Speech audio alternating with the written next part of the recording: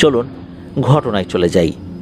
প্রথম যে ঘটনাটি আপনাদের সাথে শেয়ার করবে, এই ঘটনাটি আমরা পেয়েছি একজন রেমিটেন্স যোদ্ধা ভাইয়ের কাছ থেকে। ওনার নাম মোহাম্মদ হৃদয়। উনি বর্তমানে সৌদি আরবের রিয়াদে রয়েছেন। উনি যে ঘটনাটি শেয়ার করেছেন, এই ঘটনাটি মূলত ওনার বাবা এবং চাচার সাথে ঘটেছে। ওনাদের বাড়ি ব্রাহ্মণবাড়িয়া জেলার আশুগঞ্জ উপজেলার শরীফপুর ইউনিয়নের একটি গ্রামে।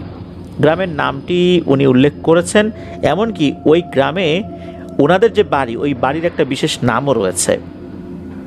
সঙ্গত কারণে গ্রামের নাম এবং ওই বাড়ির নামটি উনি প্রকাশ করতে নিষেধ করেছেন বলে আমরা সেটা বলছি না। ঘটনাটির সময়কাল 1989 সালে। শীত শুরু হবে হবে ভাব এমন একটা সময়। ওনাদের বাড়ির কাছাকাছি একটা জায়গায় বেশ বড় দুটো শতবর্ষী কড়ই গাছ ছিল। তবে এখন নেই। 4 বছর আগে রাস্তার উন্নয়নের জন্য গাছ দুটি কেটে ফেলা হয়েছে।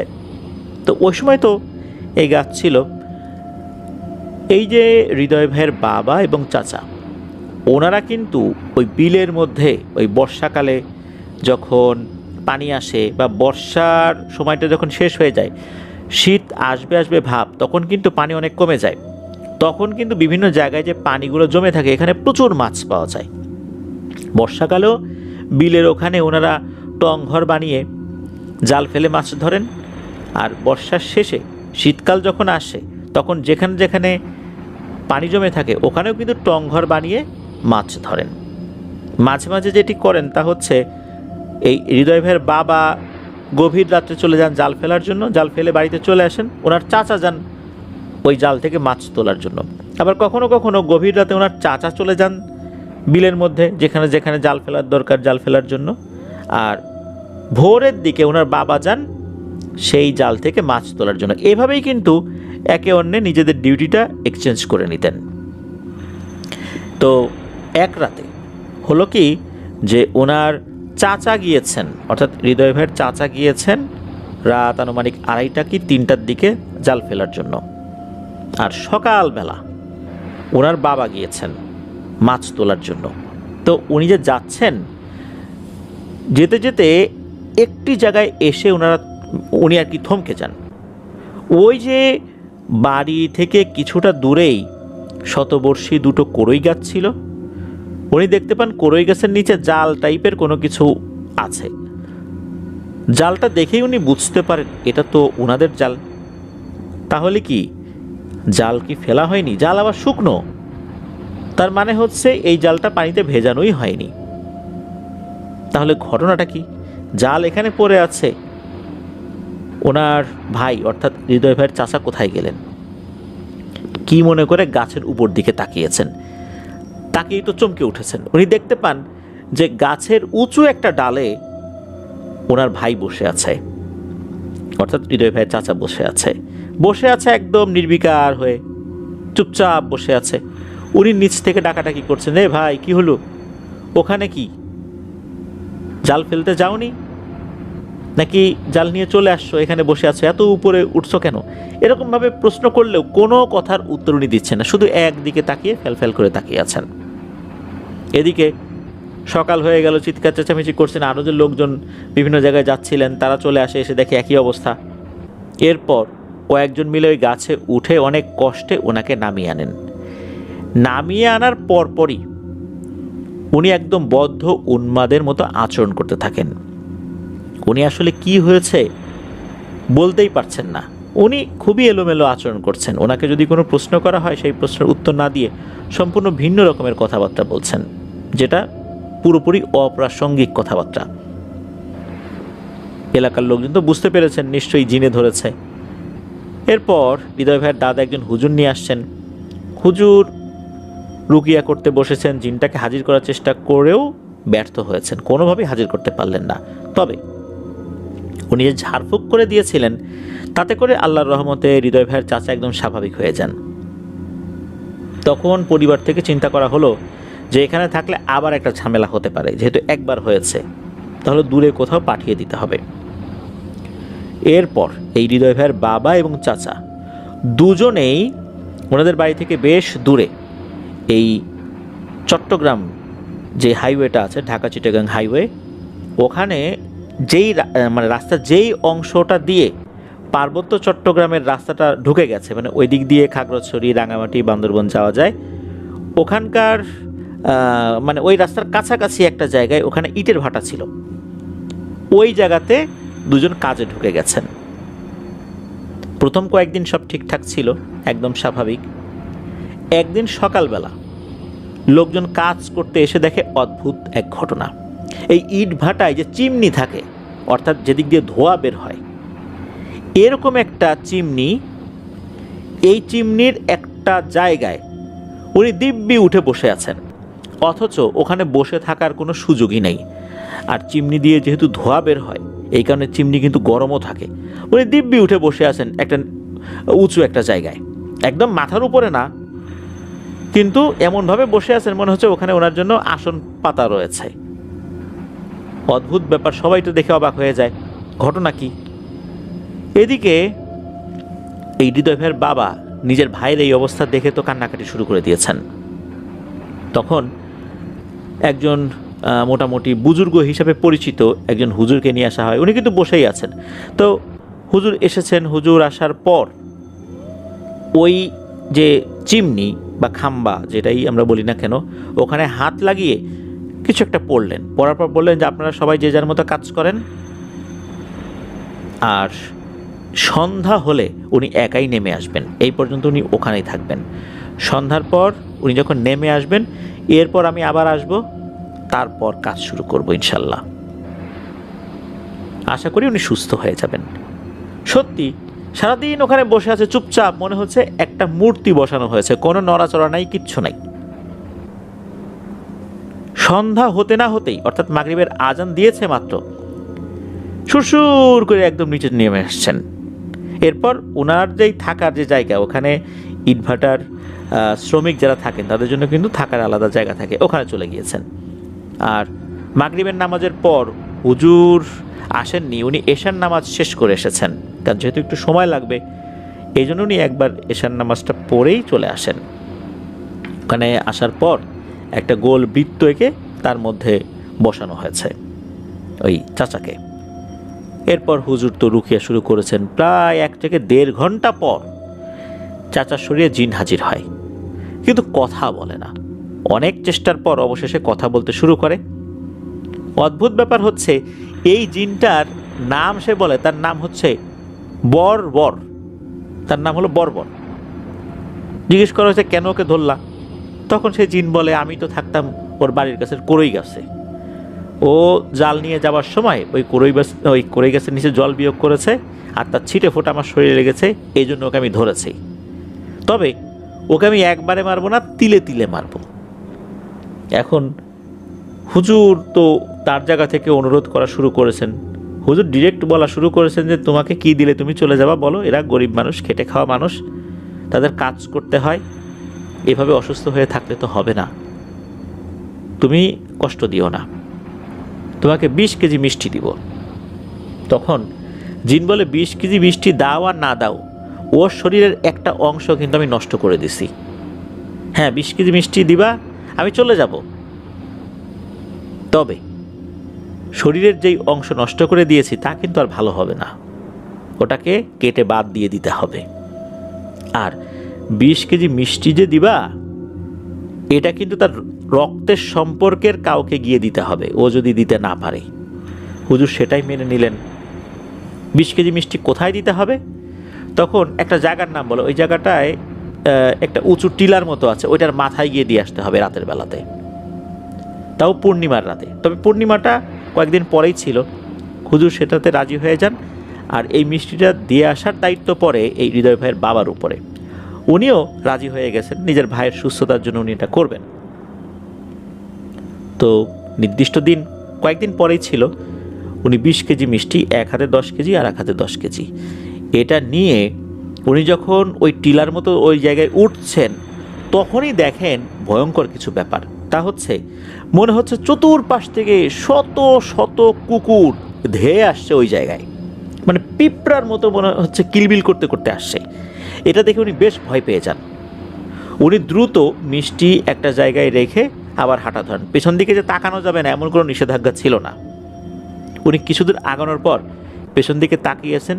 উনি দেখেন যে এত পরিমাণ কুকুর, উচ্চতা কিন্তু স্বাভাবিক কুকুরের মতোই, কিন্তু এত পরিমাণ কুকুর পুরো একটা জেলায় থাকে কিনা সন্দেহ। ওইখানে কোত্থেকে যে এত কুকুর চলে আসছে। এরপর উনি বেশ ভয় পেয়ে যান, দ্রুত চলে আসেন বাড়িতে। তারপর থেকে আল্লাহর রহমতে চাচার মধ্যে সুস্থতা দেখা গেলেও ওই যে একটা অঙ্গ নষ্ট করে দিয়েছে, আসলে কোন অঙ্গটা নষ্ট করে দিয়েছে? চাচা চোখে ঠিকঠাক মতো দেখছিলেন, হাত পা নাড়াতে পারছেন, তাহলে শরীর ভেতরের কোনো একটা অঙ্গ নষ্ট করে দিয়েছে। এরপর ওনার কিছু টেস্ট করানো হয়। টেস্ট করানোর পর দেখা গেল ওনার দুটো কিডনির মধ্যে একটা কিডনি পুরোপুরি ড্যামেজ হয়ে গেছে। পরবর্তীতে এই কিডনিটা বাদ দিতে হয়েছে। এই যে হৃদয় ভাইয়ের চাচা, উনি কিন্তু এখনও জীবিত আছেন। তবে এই যে এই ঘটনার পর থেকে হৃদয় ভাইয়ের বাবাও মাঝে মাঝেই অসুস্থ হন, আবার সুস্থ হয়ে যান, যেটা এখনও পর্যন্ত চলমান রয়েছে। ওনাদের দুজনের জন্য হৃদয় ভাই দোয়া চেয়েছেন। আমরা আফনান দ্য হরর ওয়ার্ল্ডের পক্ষ থেকে দোয়া করি আল্লাহ তাআলা ওনাদেরকে পরিপূর্ণভাবে সুস্থতা দান করুন। এটাই ছিল ঘটনা।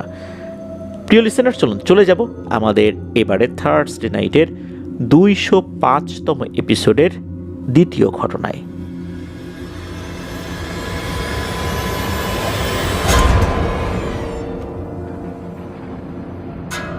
আবারও চলে এলাম আপনাদের মাঝে, নিয়ে এলাম অদ্ভুতুরের তৃতীয় ঘটনা। এই ঘটনাটি আমাদের সাথে শেয়ার করছেন সোহেল আহমেদ, ঢাকার ধানমন্ডি থেকে।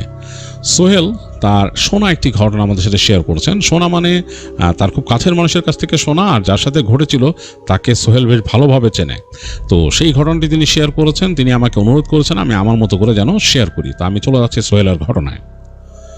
এটি 90-এর দশকের শেষের দিকের ঘটনা।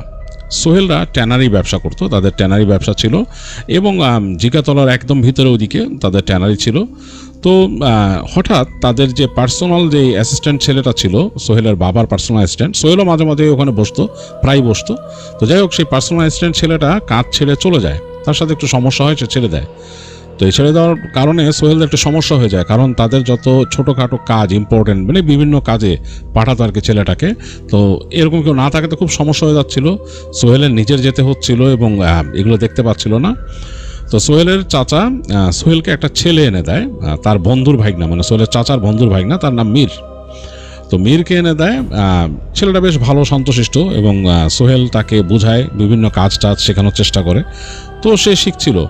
তো সারাদিন এরকম চলে গেল, টুকিটাকি কাজ করেছে, মানে তাকে পাঠাইলো এটা নিয়ে আসতে, ওদিকে এটা করতে, মানে নিয়ে যে চিনাচ্ছে, তো করতেছে সে। তো সারাদিন এগুলো করার পরে তো বললো যে, মীরকে বললো কি তুমি কি পারবা মনে হয়? তো বললো যে হ্যাঁ স্যার পারবো, কোনো অসুবিধা নেই, তবে আপনার চাচা বলছিল আমাকে বাসা করে দিবে আর কি, একটা নিয়ে দিবে এখানে। তো বলে আচ্ছা, তো যাও চাচার কাছে যাও বলে সেই মীর চলে যায় ওখান থেকে ওই দিন সন্ধ্যায়। তো পরদিন আবার হাজির মীর। তো তাকে জিজ্ঞেস করে সোহেল যে কি বাসা নিছো? বলে যে হ্যাঁ। কোথায়? বলে ওই মানে একটা জায়গার কথা বলে, ওখান থেকেই। ওখানে মানে একটু জায়গাটা একটু বেশ মানে পুরনো, অনেক বাড়িঘর অনেক পুরনো, ওই জায়গায় একটা জায়গার কথা বলে যে ওই জায়গায় বাসা নিয়ে দিছে। তো সোহেল বললো যে তোমার তো এখান থেকে যেতে যেতে রাত হয়ে যাবে ভাই, বলে প্রায় 10টা-11টা বাজবে, তুমি কি পৌঁছাইতে পারবা রাত্রেবেলা ওইখানে? বলে হ্যাঁ স্যার পারবো, অসুবিধা নেই। তো বলে আচ্ছা ঠিক আছে, তো তুমি মোটামুটি রাস্তাঘাট চিনছো তো? বলে যে হ্যাঁ। তোমার নিয়ে আসছে কে আজকে? আপনার চাচাই এনে দিছে এখানে, মানে তার চাচাই তাকে ওই বাসা টাসা দিয়ে সব ঠিকঠাক করে দিয়ে গেছে। তো সোহেল বলে ঠিক আছে। যাই হোক, তাকে কাজ টাজ বোঝায়, ওই দিন সে থাকে অনেকক্ষণ, এবং রাতের বেলা সোহেল তাকে দিয়ে আসে ওই জায়গায়, মানে সে বাসায় যাচ্ছিল মোটরসাইকেলে করে দিয়ে আসে তার, সেই যেখানে থাকে তার কাছাকাছি জায়গায়। তো সোহেল জানে যে এই জায়গাটা একটু পুরনো, বিল্ডিং টিল্ডিং অনেক অন্যরকম আর কি, মানে একটু সস্তায় ঘরটর পাওয়া যায়। তো ওখানে দিয়ে আসে সোহেল, দিয়ে এসে সোহেল চলে আসে। এখন দ্বিতীয় দিন মীর আসে, সে কাজ করে এবং রাতের বেলা নিজের মতো চলে যায়। সোহেলও তাকে ওইভাবে বিদায় দেয় রাতের বেলা। সে যখন নাকি তার অফিস বন্ধ করে বেরোচ্ছে, ওই মীরও চলে যায় আর কি। আর তৃতীয় দিন মীর আর কাজে আসে না। তো সোহেলের কাছে এটা একটু মানে লাগছে যে ছেলেটা 2 দিন কাজে আসলো, আজকে আসলো না। আর তখনকার সময় তো এমন না যে কারো মোবাইল নাম্বার আছে, কল দেওয়া যায়। তো সে চিন্তা করে যে কী ব্যাপার, কী হলো ছেলেটার। তো সে তো বাইরে যাবে, তার কাজ আছে, ব্যাংকে যেতে হবে। তো সে তাদের ট্যানের একটা ছেলেকে ডেকে বলে যে মীর যদি আসে ওরে কই সমক ব্যাংকে আসি আমি, ওই এলাকারই আর কি, ওখানে চলে যেতে। আর এই তো বলে সে তার মতো চলে যায়। তো তার কাজটা শেষ করে সে যখন ফেরত আসে তখন অলরেডি প্রায় দুপুর হয়ে গেছে, দেখে যে ওই ছেলে আর আসে নাই, মীর আসে নাই। তো তখন সে ভাবলো সোহেল যে হইতে পারে যে ছেলেটা হয়তো এই কাজ ভাল লাগে নাই বা করতে চাচ্ছে না বা কোনো সমস্যা আছে। তো সে আর ওইটা চিন্তা না করে তার নিজের অফিসে যায় বসে, আর সে ওই চিন্তা ভাবনা করে যে অন্য একটা ছেলে রাখতে হবে এই সেই। তো এরপর তো সারাদিন বিভিন্ন কাজে ডুবেছিল, যে টুকিটাকি কাজ ছিল নিজে করছে, তার ওই ট্যানারি একটা ছেলেকে দিয়ে করাইছে এনে। তো এরকম করতে করতে সন্ধ্যা হয়ে গেছে, ওই তো আর আসে নাই। তো তার চাচা আসলো সন্ধ্যার পরে, এমনি ঘুরতে ঘুরতে আসছে, এসে তার সাথে বলতেছে কি অবস্থা কি, তো ছেলেটা কেমন কাম করতেছে, কথা কথা বলতেছে আর কি, যে ওই পোলাটা ও কেমন কাম করতেছে। সোহেল বলে পোলাটা তো আহে নেই আজকে। কাহে নেই? না। কি কি আশ্চর্য, ওরে তো আমি বাসা টাসায় নিয়ে দিলাম, ও তো বেশ খুশি, তোম করে বেশ ভালো লাগছে ওর কইলো। তো হ্যাঁ কিন্তু কাজে তাহে নেই আজকে। আচ্ছা ঠিক আছে, দেখি ওরে খুঁজুম নে, আমি বাসা তো আমি দিছি, দেখুম নে খুঁজুম নে বলে চাচা চলে যায়। তো ওই দিন রাত্রেবেলা সোহেল তার মতো অফিস থেকে বাসায় যায়। পরদিন সে আসছে, দেখে ওই ছেলে নাই, ওই মীর তো আসেই নাই। তো সে ধরেই নিচে ছেলে কাজ করবে না। তো দেখা গেল যে সকালের একটু পরে তার চাচা আসছে, যখন মানে তার ব্যাংকে যাওয়ার সময়, ওই কাজের সময়। তো চাচা এসে বলতো স্যার এ তো খবর তো খারাপ। কি কই পোলারে দিয়েছিলাম না, ওর তো বিশাল সমস্যা হয়েছে, ওর তো ভূতে ধরছে। বলে মানে? তো বললো যে এইরকম এরকম ঘটনা বলবে আর কি। তখন সোহেল বললো যে আচ্ছা ঠিক আছে, আয়সা শুনতেছি আপনার কাছ থেকে কথা। তো সোহেল যে তার কাজ সেরে ব্যাংক থেকে এসে পরে দেখা যাচ্ছে চাচা তখনও বসে আছে, চা সিঙ্গাড়া খাচ্ছে। তো তখন তার চাচা তাকে ঘটনাটা বলল যে কি ঘটছে। বলল যে ওই দিন রাতে, মানে দ্বিতীয় দিন তো আর সোহেল তাকে নামায় দেয়নি, সে নিজে নিজে গেছে। তো আমির ওখান থেকে বেরোয় তার মতো বাসার দিকে রওনা দিছে। তো হেঁটে যাচ্ছে, ওখানকার গলিগুলা খুব ন্যারো, আর মানে ওইখানে ট্যানারি এলাকাটা এমনি একদম ন্যারো এবং অন্ধকার থাকতো রাতের বেলা, আর কেমন একটা স্মেল হয়ে থাকতো, মানে জায়গাটা কেমন জানি এমনি একটু নোংরা ছিল ওই সময়। তো ওখান থেকে নাকি মীর হেঁটে হেঁটে যাচ্ছিল। তো যেতে যেতে তার যে বাসার যে রাস্তা ওইটাতে পড়লো, ওই রাস্তায় টুকিটাকি রিক্সা টিক্সা ছিল তখনও, রাত তখন প্রায় 11টা সাড়ে 11টা বাজে। তো ওখান থেকে যেতে যেতে একেবারে সে যখন নাকি যেই গলিতে থাকে ওইখান দিয়ে ঢুকলো। ওইটা একটা পুরোনো গলি, মানে অনেক পুরনো, এবং ওই গলিতে সোজা গেলে রাস্তার দুই পাশে বাড়ি, এবং বাড়িগুলো বেশ পুরনো ছিল। যেই বাড়িটা ওকে নিয়ে দিয়েছিল মীরকে সোহেলের চাচা, সেটা ছিল একটা পুরনো বাড়ি, এবং ওই বাড়ির সামনের ফ্রন্টের এন্ট্রান্সও ঠিক মতো নাই, মানে একটা এরকম লোহার গেটের মতো আছে, তার লোহাটা খসে গেছে, এরকম বেড়া দিয়ে আটকায় রাখা। ওই যাই হোক ওখান থেকে ঢুকে নিচতলায় ছিল সেই বাসা একটা রুম, যে জায়গায় ওকে দিছিল। তো ও ওখানে যাবে আর কি বাসা। তো গলিতে ঢুকছে, গলির দুই পাশে তো মানে একদম পুরানো পুরানো বাড়ি, গাছপালা একদম ছেয়ে আছে। রাতের বেলা ছাদের আলো পড়ছে রাস্তার মধ্যে, ওই গাছপালার ফাঁক ফোকর দিয়ে যে যতটুকু আলো পড়ছে রাস্তার মধ্যে অতটুকু, মানে একটা মনে হচ্ছে যে একটা সুন্দর নকশা কাটা চাঁদের আলোর নকশা। তো মীরের কাছে একটু ভয় লাগছে ওখানে ঢুকে, ওই গলিতেই কেমন জানি একটা মানে অবস্থা। এই রাত 11:30টার দিকেই কেমন জানি একদম মানে নিঝুম হয়ে গেছে। সে ওই যে পিছনের যে রাস্তাটা ছেড়ে আসছে, ওই রাস্তাটা এর থেকে অনেক ব্যস্ত ছিল। তো তার রাস্তাটা হচ্ছে সোজা হেঁটে যাবে সে, দুই পাশে এরকম বাড়িঘর, ডান পাশে একটা পুরনো বাড়ি আছে, ওইটার বাউন্ডারি দেওয়া, মাঝখানে এরকম কাঁঠাল গাছ উঠে আছে, বেশ পুরনো একটা কাঁঠাল গাছ, আর ওইখান থেকে আলোগুলো এসে পড়ছে, মানে রাস্তায় পড়ছে। আর একটা উঁচু বাউন্ডারি ওই পাশে, বেশ উঁচু বাউন্ডারি। তো এখান থেকে দেখতেছে মীর হেঁটে হেঁটে যাচ্ছে, তার কেন জানি একটু ভয় লাগছে। সে কিন্তু গ্রামের ছেলে, গ্রামে থাকে, কিন্তু কেন জানি এই পরিবেশটা তার কাছে খুব ভয় লাগতেছে, আর কেমন একটা বাজে গন্ধ, ভ্যাপসা একটা গন্ধ চারিপাশে। তো সে তো বুঝছেই যে তার কাজ হয়েছে ট্যানারি এলাকায়, তার এই গন্ধের সাথে ইউজ টু হয়ে যেতে হবে এমনিও। তো মীর হেঁটে হেঁটে যাচ্ছে সামনে, হঠাৎ তার চোখ পড়লো ওই যে উঁচু দেয়ালটা, ওই দেয়ালের ওই পাশে কেউ একজন নড়াচড়া করতেছে ঠিক দেয়ালটার নিচে। তো ভালো মতো যে কে ওইটা, তো খেয়াল করে দেখতেছে একটা সাদা রঙের, এরকম মনে হচ্ছে শাড়ি পরা, মানে শাড়ি পরা, কারণ বোঝা যাচ্ছে যে ওপর থেকে নিচ পর্যন্ত সাদা। তো বুঝলো শাড়ি পরা কোনো কেউ ওখানে নড়াচড়া করতেছে বা কিছু একটা ঘাটতেছে ওই জায়গায়। তো মীর যখন আরেকটু সামনে এগিয়েছে তখন দেখলো যে ওখান থেকে ফট করে ঘুরলো, ঘুরে রাস্তার মধ্যে চলে আসলো হেঁটে, ওইখান থেকে সরে রাস্তার মাঝখানে চলে আসছে।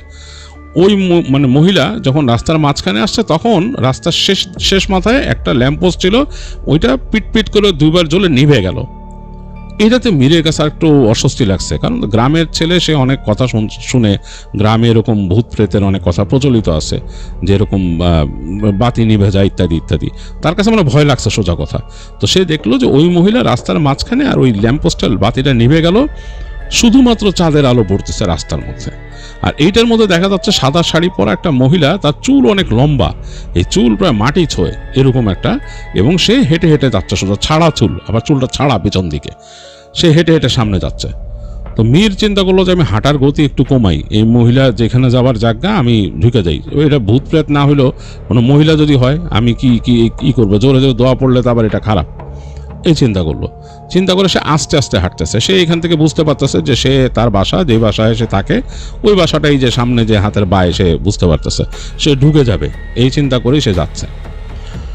তো মীর আরেকটু সামনে যে অবাক হয়ে দেখলো যে ওই মহিলা তাদের সে যে বাসায় যাবে ওই বাসার গেটের কাছে যে ঘুরলো, ফট করে বাঁয়ে ঘুরলো, ঘুরে হেঁটে ওই দরজা দিয়ে ঢুকে গেল।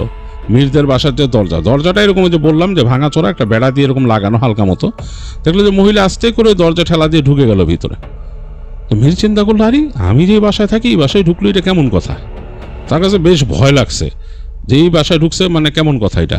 আর সে তো থাকে নিচতলায়। তখন মীর ভাবতেছে যে আচ্ছা আমি তো নিচতলায় থাকি, মহিলা ঢুকছে, এমনও তো হইতে পারে বিল্ডিংয়ের কোথাও থাকে, এরা হয়তো মহল্লারই মানুষ বা এলাকারই মানুষ, হয়তো ওইখানে আসছিল কোনো কাজে। কিন্তু মাথায় তার মানে কাজ করতেছে না। এখন প্রায় রাত 12টার মতো কাছাকাছি বাজে। এই সময় এই মহিলা এরকম নেমে এসে ওই বাউন্ডারি দেয়ালের কাছে জায়গাটা মনে ময়লা ওখানে কি ঘাটতেছিল, মানে এটা তার মনে কি ঘাটতেছিল ওইখানে। তো যাই হোক, মীর আস্তে আস্তে বাসার কাছে যায়। এখন মনটা হচ্ছে দোদুল্যমান। ওখানে কিন্তু ল্যাম্পোস্ট নাই, পুরো অন্ধকার। বাসার সামনেটা চাঁদের আলো যতটুকু পড়ছে এরকম, আর বাসাটার দিক তাকাইলে তার বুকের মধ্যে খাঁ খাঁ করতেছে। 3 তলা একটা বাসা, পুরোনো আমলে 3 তলা বাসা, মানে অনেক পুরানো। এইটা মনে হয় হয়তো দেখা যায় যে 50s বা এরকম করা, এরকম সময় একটা বিল্ডিং পুরানো। মানে ভয় পায়, তার ভয় লাগতেছে দেখে ওখানে। এবং তাদের বাসার সামনে গাছ আছে কয়েকটা, অন্ধকার। এখান থেকে রাস্তার থেকে দাঁড়ায় দেখতেছে ভিতরে ঢোকার রাস্তাটা পুরো অন্ধকার, সিঁড়িঘর যেদিকে গেছে। তো অনেক সাহস সঞ্চয় করে মীর নাকি আস্তে করে দরজাটা ঠেলা দিয়ে ঢুকে ভিতরে, ঢুকে হেঁটে হেঁটে একদম বাসার সামনে আসে।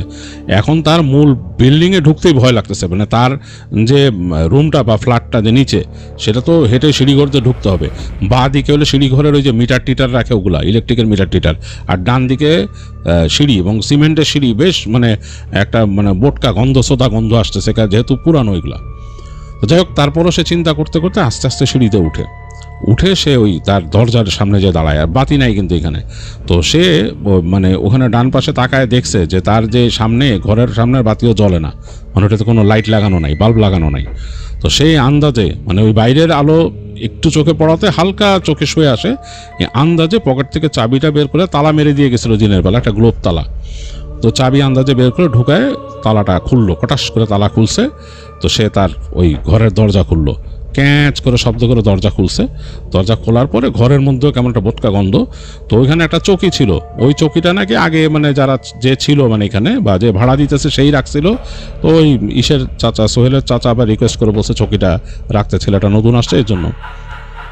তো সে ঘরে ঢুকে বুঝতে পারতেছে যে অন্ধকারের মধ্যে, ঘরের মধ্যে জানলার মধ্যে কোনো পর্দা নাই, যেহেতু সে তো একটা ব্যাচেলার ছেলে, নতুন আসছে একদম, সে কি করবে। তো ওই জানালা হচ্ছে কাঠের জানালা, উপরে একটু কাঁচ দেওয়া, সেটার ফাঁক দিয়ে হালকা আলো এসে পড়তেছে এখানে।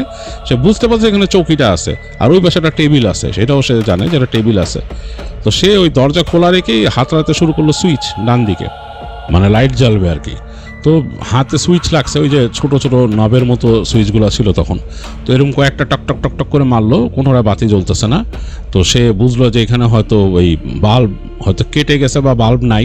আর তার তখন মনে পড়লো যে আরে আমিও তো দিনের বেলা চিন্তা করিনি এখানে বাল্ব লাগাইতে হবে, দেখছি একটা লাইট ঝুলে মানে লাগানো আছে, মনে করছে জলে।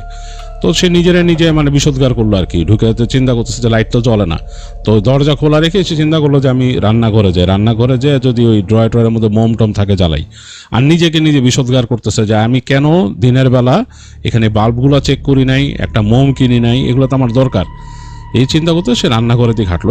মানে তার এখান থেকে হেঁটে ডানে গেলেই হলো তার ঘরের সাথে লাগোয়া হলো রান্নাঘর, এই পাশে একটা দরজা, ওইটাতে একটা বাথরুম আছে, মানে এরকম একটা ছোট্ট করিডোরের মতো এখানে একটা বাথরুম।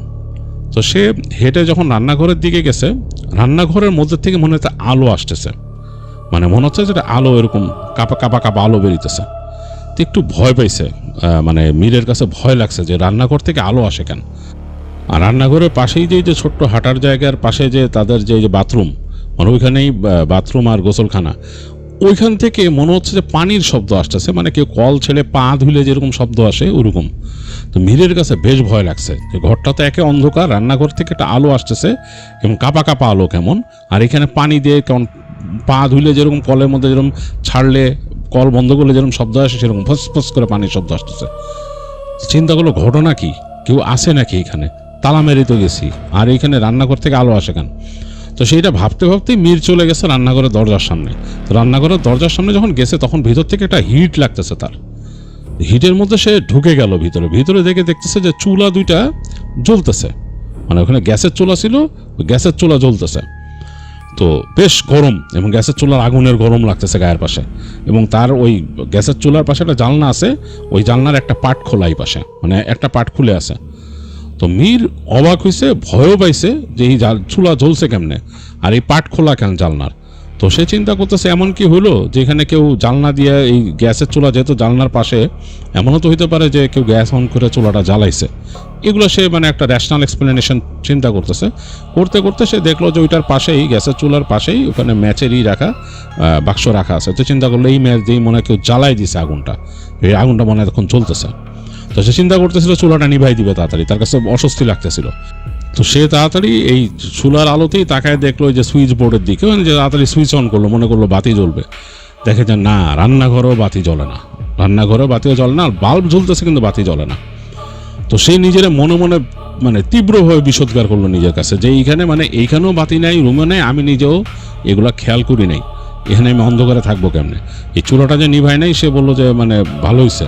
তো সে যে ওই ম্যাচের দিকে হাত বাড়াইলো, দেখলো যে ম্যাচের যে ওই বাক্সটা, ওইটার মধ্যে কোনো কাঠি নাই, শুধু খোসাটা পড়ে আছে। তো যাই হোক, চুলা সে নিভাই নাই। সে চিন্তা করলো যে ঘটনা কি। এদিক ওদিক হাতায় তাকায় দেখলো যে কিছু তো কিছুই নেই আসলে, মানে তার কোনো প্লেট কিচ্ছু নাই, মানে একটা খালি রান্নাঘর, ওখানে মোম থাকারও প্রশ্ন আসে না।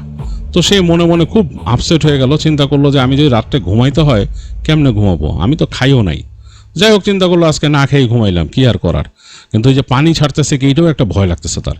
তো যাই হোক, সে মানে বেশ ভয় পাইছে। মীর কিন্তু মনে মনে একদম দমে গেছে। তো সে তখন চিন্তা করলো চুলাটা পরে নি ভাই। চিন্তা করে সে রান্নাঘর থেকে ঘুরছে, মানে বেরোয় চুলার ওখান থেকে ঘুরে আসছে, এসে রুমে ঢুকছে। রুমে একটা পা দিছে, পা দিয়ে তার বুকের মধ্যে ধক করে উঠছে। সে দেখতেছে ওই যে দরজাটা খোলা রাখছিল, যে বাইরে যে রাতের আলো আসতেছে সেটা ওই চৌকির উপরে সে হালকা পড়তেছে, যে দরজা খোলা। চৌকির মধ্যে মনে হইতেছে কি একজন বসা, একটা অবয়ব সে বুঝতে পারছে পুরা, এবং সে ফিল করতেছে একটা মানুষ বসা ওইখানে, এবং মানুষটার গায়ে যে সাদা কাপড় পরা সেইটা পুরা বুঝছে, পুরা মানে পুরো একটা মানুষের অবয়ব, সাদা একটা শাড়ি পরা, সেটা বুঝতেছে ওখানে বসে আছে ওই চৌকির উপরে। এবং অন্ধকারের মধ্যে শুধু অবয়বটা দেখা যাচ্ছে, কিছু দেখা যাচ্ছে না। চৌকির পিছে যে জানলা, ওইটার মধ্যে কাচের আলো হালকা এসে পড়ছে পিছন থেকে, এই জন্য বোঝা যাচ্ছে মাথাটা বোঝা যাচ্ছে, মানে কোনো কালচে চুলের মাথা এরকম। তো ভয়ে মীর জমে গেছে। মীর মানে এক পা যে সামনে যাবে সে উপায়ও নাই। মীর দেখলো যে চৌকিতে যে বসা, সে পাটা এরকম সামনে আনলো, এমনি করে সামনে আনছে, তা পাটা একটু আলোতে বেরিয়েছে। সে দেখলো যে পাটা পেছন দিকে ঘোরানো, উল্টা, এবং হাত দিয়ে তাকে এইভাবে দেখাইলো দরজার দিকে, এরকম করে হাত দিয়ে দরজার দিকে তাকায়, এরকম করছে, মানে দরজার দিকে তাকে দেখাইতেছে এরকম বের হয়ে যাওয়ার জন্য। কোনো শব্দ নাই। মীর মানে একদম মানে ভয়ে কাঠের মতো জমে গেছে। সে নড়বে কিনা ভাবতেছে। পর মুহূর্তে চিন্তা করলো যে এখানে দাঁড়ানো সম্ভবই না, এত ভয় পেয়েছে, এক লাফ দিছে দরজার দিকে। সে ওখান থেকে মানে একদম স্ট্রেট লাফ দিছে। লাফ দিয়ে সামনে এসে পড়ে দরজা দিয়ে বেরোয় যেতে গেছে। বেরোয় যেতে যে তার পা আটকায় গেছে হচ্ছে দরজার যে উঁচু জায়গাটা, ওই জায়গায় সে একদম ধ্রিম করে যে পড়ছে ওইখানকার ফ্লোরের মধ্যে। তার মাথাটা ঠুকে গেছে, এবং তার কাছে মনে হলো যে সে বেহুশ হওয়ার আগে সে বেহুশ হয়ে গেছিল, যে তার ঘাটটাকেও চেপে ধরে তাকে ছুড়ে এরকম সামনের দিকে ফেলছে। তো মীরের যখন হুঁশ ফিরছে তখন দেখছে যে কয়েকজন মানুষ তার দিকে ঝুঁকে আছে, এবং তাকে বলতেছে কি হয়েছে, কয়েকজন মুসল্লি টাইপের। সে চোখ মানে তার চোখটা তখন ঝাপসা ঝাপসা, সে মানে তাকায় বুঝতেছে না। দেখতেছে কয়েকজন মুসল্লি টাইপের মানুষ, মাথায় টুপি আছে এবং যাচ্ছে, এবং দূরে মসজিদের আজানের শেষ শব্দ শুনতেছে। তার মানে বুঝছে যে এই মানুষগুলা নামাজ পড়তে যাইতেছে মসজিদে, তাকে দেখে থামছে। মানে এর মধ্যে রাতের এতটা সময় পার হয়ে গেছে। তারা বিভিন্ন কথা জিজ্ঞেস করতেছে, তো সে উত্তর দিতে হবে। তাদের মধ্যে একজন বললো, আচ্ছা এই ছেলেটাকে আমি নিয়ে যাই, আমার বাসায় নিয়ে যাই, কী করতে, কী ব্যাপার।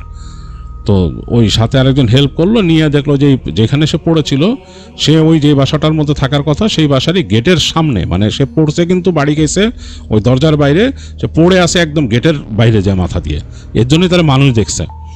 তো ওই লোক আর আরেকজন তার পাশের বাসায় তাকে নিয়ে গেল, নিয়ে যায় বললো যে কি অবস্থা, কি ব্যাপার, তোমার নাম কি? তো সে বলতেছে আমার নাম মীর, এরকম এরকম। তার মাথায় তাড়াতাড়ি তারা ওই যে পানি টানি দিয়ে পট্টি দিতেছে, বলতেছে যে আমি এই যে পাশের বাসা আমাকে রাখছিল, সে ওই যে সোহেলের চাচার কথা বললো, যে অমুক চাচা আমাকে এখানে বাসা ভাড়া দিয়ে গেছিল, মানে এই বাসা ভাড়া নিয়ে দিছে, আমি এখানে উঠছিলাম, চাকরি পাইছি, কিন্তু রাতের বেলা আমি ভয় পাইছি এখানে আসার পর এরকম আমার জানি কে এরকম করে ধাক্কা দিয়ে এখানে ফেলাই দিছে।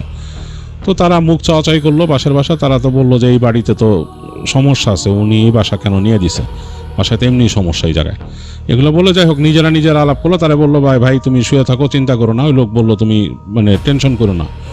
তো এর মধ্যে নাকি মীর মানে একদম মানে তার ঘোরে হারায় গেছে, আবল তাবল বকতেছে, স্বপ্নে উল্টাপাল্টা দেখতেছিল, আর তার জ্বর আসছিল, হাই ফিভার রান করতেছিল। সে ঠিক মতো কাউকে চিনতে পারতেছে না। যে বাসায় তাকে রাখছিল তারাও বেশ ভয়ে ছিল যে কি অবস্থায় ছেলের কি হয় কে জানে। এখন মানুষ সবাইকে যে ফট করে হাসপাতালে নিয়ে যাবে সেই অবস্থাও না। তো এর মাঝে ওই যে সোহেলের চাচা যখন খুঁজতে গেছে তাকে, ওই মীরকে, যে কী ব্যাপারে ছেলেটা আসলো না, তো ওই বাসা দেখছে যে খালি, বাসার মধ্যে এরকম খোলা, এই সেইতে সে চিন্তা করছে বাসা যে ভাড়া দিছে তার উপর তলায় থাকে, তার সাথে কথা বলবে। তো এই সময় পাশের বাসার মানুষটা আবার বসেছিল, মানে খুঁজতেছিল যে এই ছেলের গার্ডিয়ান কাউকে পায় নাকি। তখন তাকে পাইছে, যে ডাক দিছে যে আসেন ভাই এদিকে আসেন। বললো যে এই ছেলেটা কি আপনি কি তার গার্ডিয়ান? বলো যে আমি গার্ডিয়ান মানে আমার বন্ধুর ভাইগনা আর কি। বলে যে এই ছেলে তো এখানে ভাড়া ছিল, এরকম সমস্যা, আমরা ভোরবেলা পাইছি তারে, এই ঘটনা। তো তাড়াতাড়ি সোহেলের চাচা যায়, যে দেখে যে এই অবস্থা। তো তখন তিনি তাড়াতাড়ি ওকে নিয়ে ওইখানকার যে মেডিকেল আছে, হাসপাতাল আছে, ওখানে নিয়ে যায়। তো তিনি মীরকে ওইখানে ভর্তি করায় দিয়ে পরে সোহেলকে এসে এগুলো বলতেছেন যে এই ঘটনা। তো সোহেল শুনে বলতেছিল যে আসলে আপনি তো এখন আর ওকে কাজে লাগাইতে পারবেন না, যেহেতু সে অসুস্থ, আর ও ওখানে থাকবে নাকি, ওই বাসায় তো আর সে থাকবে না। ও যদি আবার কাজ করতে চায় তাহলে ওকে ওখান থেকে সুস্থ হয়ে আসতে হবে, এসে কোথাও বাসা টাসা নিতে হবে, তারপর সে কাজ করবে। আর ওইখানে কেমনে কি হয়েছে আমাকে অবাক লাগলো এরকম ঘটনা শুনে। তা আপনি এগুলা কেমনে শুনলেন? কিছুটা তো ওই লোকটা বলছে আমারে, যে মানে যার ওইখানে সে ছিল সকালবেলা যারা পাইছে তাকে। পরবর্তীতে ওর যখন মানে হুশ আসছে, মানে ও যখন চোখ মিলে কথা বলতেছিল, তখনও আমার মোটামুটি বললো ঘটনাগুলো যে ও কী দেখছে কি। তো এটা বলে চলে চাচা বলতেছে আসলে এই ব্যাপারটা কিন্তু ভয়ের। হ্যাঁ, এখানে কিন্তু অনেক এরকম পুরানো বাড়ি টাড়ি আছে। সোহেল বললো যে হ্যাঁ আসলেই তো, এগুলো তো আসলেই ভয়ের। যাক, ছেলেটাকে দেখেন টেক কেয়ার করেন। সোহেল নাকি কিছু টাকা পয়সা দিয়ে দেয়, বলে ধরেন ওর একটা মানে আমার এখানে যে 2 দিনও কাজ করছে সেই সময় আমি ওর কিছু স্যালারি দিলাম, আপনি দিয়েন। আর যদি সুস্থ হয়, ওরা যদি বাসা টাসা নিয়ে দিতে পারেন তাহলে আপনি নিয়ে আসেন, ওরা আবার অসুবিধা নেই। অথবা আমি দেখবো না, এরকম যদি কোনো জায়গা পাই আমি ওরা আবার নিব না, এই বলছে আর কি। সোহেল বলে দিল তার চাচাকে। তো সোহেলের চাচা নাকি তখন তারপর হাসপাতালে গিয়ে ও দেখে যে কি অবস্থা মীরের। তো দেখে যে মীর মোটামুটি রিলিজ করে দিবে তাকে হাসপাতালে। প্রাথমিক যে সে ভয় টয় পাইছিল বা এরকম তার যে ব্যাপারটা, ওইটা কেটে গেছে। তো হাসপাতাল থেকে উনি রিলিজ করায় মীরকে বলেন যে তোমার বাড়িতে চলে যাও। তিনি ওইভাবে করে বাসে উঠায় দেন মীরকে। তো মীর পরে ওখান থেকে বাড়িতে চলে যায়, বলে সুস্থ হইলে তারপর কথা বললো, তোমার মামার সাথে কথা বললো, দরকার হলে ওই কোম্পানিতে তোমার আবার কাজ নিয়ে দিব, বাসা টাসা ঠিক করে দিবে, এরকম বলে। তো মীর নাকি বাড়িতে চলে গেছিল। তো বাড়িতে যাওয়ার পরে নাকি সে মোটামুটি কয়েকদিন নর্মালি ছিল বাসায়, এবং একটু ভয় পেত, রাতের বেলা বেশ ভয় পেত। তো এরপর নাকি একদিন মানে একটা ভয়ের ব্যাপার ঘটে মীরের সাথে আবার। মানে মীর বাড়িতে যাওয়ার পর প্রথম কয়েকদিন সে তার বাবা মার পাশের রুমে থাকতো। তাদের বাসাটা হচ্ছে এরকম গ্রামের বাড়ি, একটা মূল বসত ভিড়ে টিনের ঘর, তার মাঝখানে উঠান, আর তার ডান দিকে হচ্ছে তাদের রান্নাঘর। রান্নাঘরের পাশেই আবার আরেকটা ঘর করা, ওইখানে মীর থাকতো আগে। তো এই ঢাকাতে এই ভয় পেয়ে আসার পর মীর থাকতো তার বাবা মার পাশের রুমে, মূল বসত ভিটায়। তো এরকম 3-4 দিন ওরকম থাকছে। থাকার পর তার কাছে মনে হয়েছে বোরিং লাগছে, সে তার নিজের রুমে আবার ফেরত যেতে চাইছে, মানে নিজে যে ঘরটা থাকতো। তো ওই রুমে সে চলে আসলো, আবার বললো যে এখানে থাকবো। তো প্রথম দিন রাত সে ওখানে আসে, রাতের বেলা সবাই ঘুমায় গেছে। মীরের একটু জেগে থাকার অভ্যাস হয়েছে। এই 2 দিন সে ঢাকায় ছিল, একটু মানে তার কাছে অন্যরকম পরিবেশের সাথে আর কি লাগতেছে নিজের কাছে। তো ঘুম আসতেছে না রাতের বেলা। তো যাই হোক, এক সময় প্ল্যান করছে ঘুমায় যাবে, সে শুয়ে পড়বে। এই সময় আমি চিন্তা করলো যে একটু বাথরুমে যাই। তো ঘর থেকে ঘরটা আটকাই দিয়ে তাদের ঘরের পাশ দিয়ে বাথরুমে যাওয়ার রাস্তা, মানে তাদের বাড়ির একেবারে কর্নারে, মানে তাদের বাসার একেবারে কর্নারে, পেছনের কর্নারে তার আব্বা বাথরুম বানাইছিল। তো ওইখানে হেঁটে যাচ্ছে। তো 2 পাশে বেশ কতগুলো সুপারি গাছ আছে আর এরকম রাস্তা। তো হেঁটে হেঁটে সে যাচ্ছে, যখন তার কাছে মনে হচ্ছে, মীরের কাছে মনে হচ্ছে তার পিছনে পেছনে কেউ আসতেছে সরসর করে। এখন গ্রামের রাস্তা এবং রাতের বেলা চাঁদ উঠছে, আলোতে অনেক কিছুই দেখা যায়, বেশ পরিষ্কার। তো মীর একটু হেঁটে যে পিছনে তাকাইছে, দেখে কেউ নাই, পুরা খালি। তো সে আরগুলো ইগনোর করে সে হাঁটা দিল, যদিও তার মনে হচ্ছিল তাকে ফলো করে কেউ আসতেছে। তো সে বাথরুমে চলে যায়। বাথরুম ব্যবহার করে সে যখন বের হয়ে আসছে, বের হয়ে এসে সে বের হয়ে হাঁটা দিছে বাসার দিকে, আবার ঘরের দিকে। তো মাঝপথ পার হয়ে আসছে, এই মাঝখানে কিন্তু এই যে জায়গাটা পার হচ্ছে তার পাশে হচ্ছে তার মা করছিল, যে লাউয়ের মাচা করছিল ওখানে, জালি বলে গ্রামে ওইটা, তো মাচা করছিল। তো ওই জায়গাটা বেশ একটু অন্ধকার হয়ে আছে, এরকম মানে পুরাপুরি দেখা যায় না আর কি, বেশ একটু অন্যরকম লাগে। তো মীরের কাছে মনে হলো যে ওইখান থেকে শব্দটা আসতেছে, মনে হলো কেউ পা ফেলে ফেলে যদি হেঁটে আসে সামনে সেরকম। তো মীর দ্রুত হাঁটা শুরু করলো, আর একটু সামনে যেয়ে সে যখন বাঁয়ে ঢুকে যাবে মানে তার ঘরের দিকে যাওয়ার যে রাস্তাটার দিকে, তখন দেখলো পেছন থেকে তাকে কে যেন ডাক দিছে খ্যানখ্যানা শব্দে, অয় মীর। তো সে ফিরে তাকাইছে, মানে ডাকের সাথে সাথে রিফ্লেক্সে ফিরে তাকাইছে, তাকায় দেখে ওই সাদা শাড়ি পরা এক মহিলা এরকম দাঁড়ায় আছে, চুলগুলো ছাড়া। ওই যে সে দেখছিল যে ওইখানে এসে বলে, আমারে তো লগে লইছস, এখন দূরে দূরে রাখোস কেন? এটা বলার পর মীর ভয়ের চোটে মানে একদম পুরো ফ্রিজ হয়ে 1 সেকেন্ড দাঁড়ায় থেকে দৌড় দিল পিছন দিকে, মানে সে তার ঘরের দিকে দৌড় দিয়ে যাবে। এই সময় সে শব্দ পেল, মনে হলো কেউ জোরে দ্রুত পা ফেলে পিছন থেকে দৌড়ে আসতেছে এরকম তার দিকে, একদম সে শব্দ পাইছে পাতা পুতার মধ্যে দিয়ে দৌড়ে আসতেছে। তো মীর আসলে ভয়ের চোটে মানে একেবারে চোখ তার বন্ধ হয়ে গেছে, সে আর ঘরের দিকে যায় নাই, সে দৌড়ায় যায় তার বাবা মার যে মূল দরজা সেটার উপর ঝাঁপায় পড়ছে, পড়ে একদম দরজা জোরে জোরে নক করছে। তো ভিতর থেকে তার বাপ মা লাফ দিয়ে উঠে আসছে, এসে দরজা খুলছে, খোলার পর দেখে যে মীর হুড়মুড় করে ঘরের মধ্যে পড়ছে এবং পড়ে জ্ঞান হারায় ফেলছে। তো যাই হোক, তার যখন জ্ঞান ফিরছে, জ্ঞান ফেরার পর বাবা মা জিজ্ঞেস করছে কি হয়েছে তোর, কি ব্যাপার? তখন সে বলে যে এরকম এরকম ঘটনা। সেই তো তার বাবা মা মানে ওই রাত্রেবেলা তার সাথে পাহারা দিয়ে থাকলো, মানে বসে থাকলো, এবং শেষ রাত্রের দিকে মানে সে ফজরের আগে নাকি তাদের ওই ঘরের চালের মধ্যে ত্রিম ত্রাম করে ওই যে মাটির ঢেলা এসে পড়ছে, সব ধ্রিম ধ্রাম করে শব্দ করে পড়ছে। এবং তাদের ওখানে চালতা গাছ ছিল, চালতা গাছ থেকে নাকি চালতা পড়ছে তাদের টিনে, মানে এরকম সহজে পড়ে না, মানে কম পড়ে, মানে অনেক পড়ছে, মানে হিসাবের বাইরে পড়ছে। তো যাই হোক, ফজরে আজান দিচ্ছে, সকাল হয়েছে মানে ভোরবেলা। তখন মীরের আব্বা নাকি মীরকে তার মায়ের কাছে রেখে বলছে, মীর নাকি ভয় একদম মানে একদম শুটায় গেছে, সে নড়তে পারতেছে না। তো সে বললো যে তোমার মার কাছে থাক, তার মারে বলছে ছেলে দেখে রাখো, দোয়া দুরুদ পড়ে ফু দাও। তো যে তিনি মসজিদে গেছেন, মসজিদ থেকে আসার সময় তিনি ওখানকার হুজুরকে নিয়ে আসছেন, ছোট হুজুর যে তাকে নিয়ে আসছেন, এনে বলছিল ছেলে এরকম ঢাকায় যে এরকম ভয় পাইছে, এরকম এরকম অবস্থা, পুরো ঘটনাটা বলে। মীরও বলে হুজুরকে, তো কালকে রাত্রে কি দেখছে সেটাও বলে। তো তখন হুজুর বলে যে আসলে ওরে তো আসর করছিল, ও বুঝতে পারে নাই, আসর করা অবস্থায় এখনও ওই যে ওর কাছে আসছে, ওখান থেকে চলে আসছে, চিন্তা করেন কি অবস্থা। তো বলে তো হুজুর বলে যে আমি ওরে এই যে একটু ঝাড়ফুঁক করতে হবে, ঝাড়ফুঁক করে দেখি কি অবস্থা। তো ওই ফজরের পরেই ওই হুজুর তাকে নিয়ে বসেন সামনের বারান্দায়। মীরের আম্মাকে বলে আপনি ভিতরে থাকেন, শরীর বন্ধ করে দেন, দোয়া দরুদ পড়ে শরীর বন্ধ করে রাখবেন, আর করবেন না, যে এই দোয়াগুলো বলে দেয় সূরাগুলো পড়ে বন্ধ করতে বলেন। বলে হুজুর সামনে যান বারান্দার মধ্যে, মীরের আব্বাকে নিয়ে তাকেও বলেন যে আপনি 3 কুল পড়ে শরীর 3 বার করে 3 কুল পড়বেন, শরীর বন্ধ করেন করে তারপর নাকি মীরকে ওখানে তিনি রুকাইয়া করেন। এই রুকাইয়া করার সময় তাদের বাসার মধ্যে মনে হইতেছে আশেপাশে পিছনে একটা ছোট্ট কঞ্চির মতো ঝাড় ছিল, মানে মোটা বাঁশ ঝাড় না, কঞ্চির মতো, ওগুলো নাকি সরসর করে মনে হয় যে তাদের ওই যে চিরুনি যেভাবে বাড়ি দেয় টিনের মধ্যে ওইভাবে বাড়ি দিছে এরকম। তারপর মীরের উপরে এসে ওইটা আসর করে এবং মীরের আচরণ পুরো চেঞ্জ হয়ে যায়, ভয়ঙ্কর ভয়ঙ্করভাবে কথা বলতে থাকে। তো যেহেতু হুজুর ছিলেন, দোয়া পড়তেছিলেন, হুজুর খুব কঠিন ইমানদার মানুষ ছিলেন, তার ভিতরে খুব জজবা ছিল, এর জন্য ও মীর নাকি বারবার এরকম করে আসতেছিল সামনের দিকে, মানে চেপে ধরবে কাউকে, পারতেছিল না।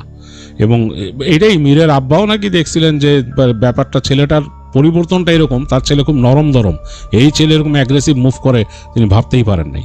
যাই হোক, দোয়া দরুদ পড়ে ওইটাকে ওখান থেকে সরায়, ওইটা নাকি অনেক বছর ধরে ওইখানে থাকে।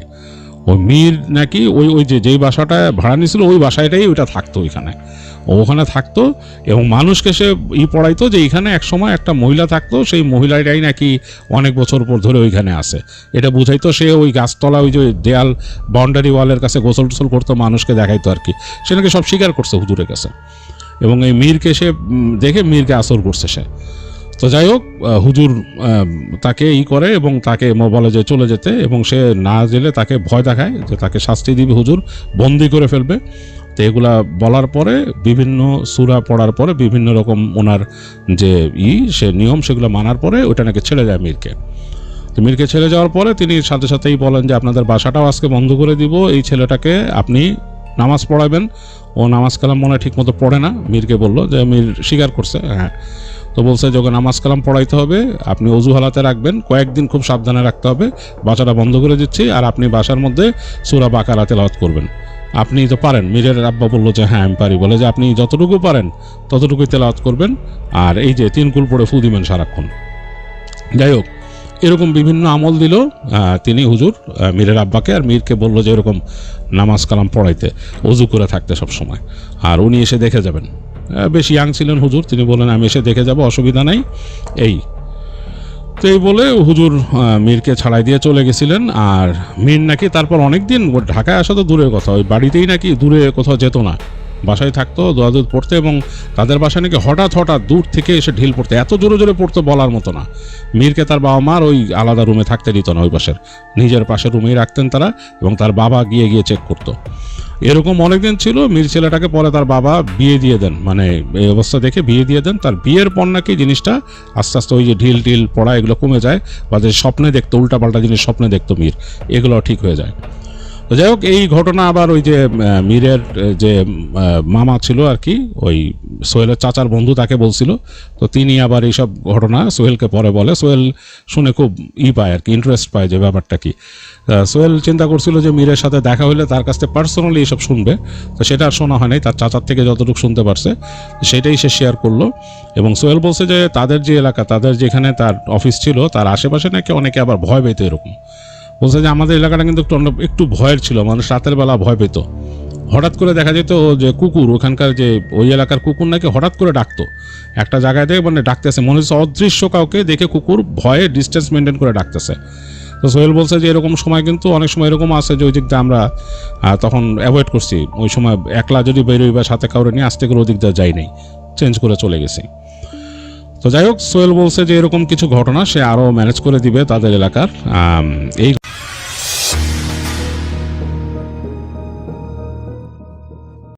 এখন যে ঘটনাটি আপনাদের সাথে শেয়ার করব, এই ঘটনাটি আমাদেরকে যিনি পাঠিয়েছেন উনি একজন রেমিটেন্স যোদ্ধা ভাই, ওনার নাম হচ্ছে মামুন খান। ওনার বাড়ি কিশোরগঞ্জ জেলার হোসেনপুর উপজেলার গোবিন্দপুর ইউনিয়নের গনমান পুরুরা গ্রামে। উনি বর্তমানে সৌদি আরবে রয়েছেন, ওখানকার একটি কফি শপে চাকরি করছেন। আর ঘটনাটি মূলত উনি যার কাছ থেকে শুনেছেন তিনিও একজন রেমিটেন্স যোদ্ধা ভাই, একই সাথে ওনারা রয়েছেন, একই জায়গায় কাজ করছেন। তার নাম হচ্ছে সুমন। এই সুমন ভাইয়ের বাড়ি কিশোরগঞ্জ জেলার করিমগঞ্জ উপজেলার সাদুল্লাহ ইউনিয়নের সাদুল্লাহ গ্রামে।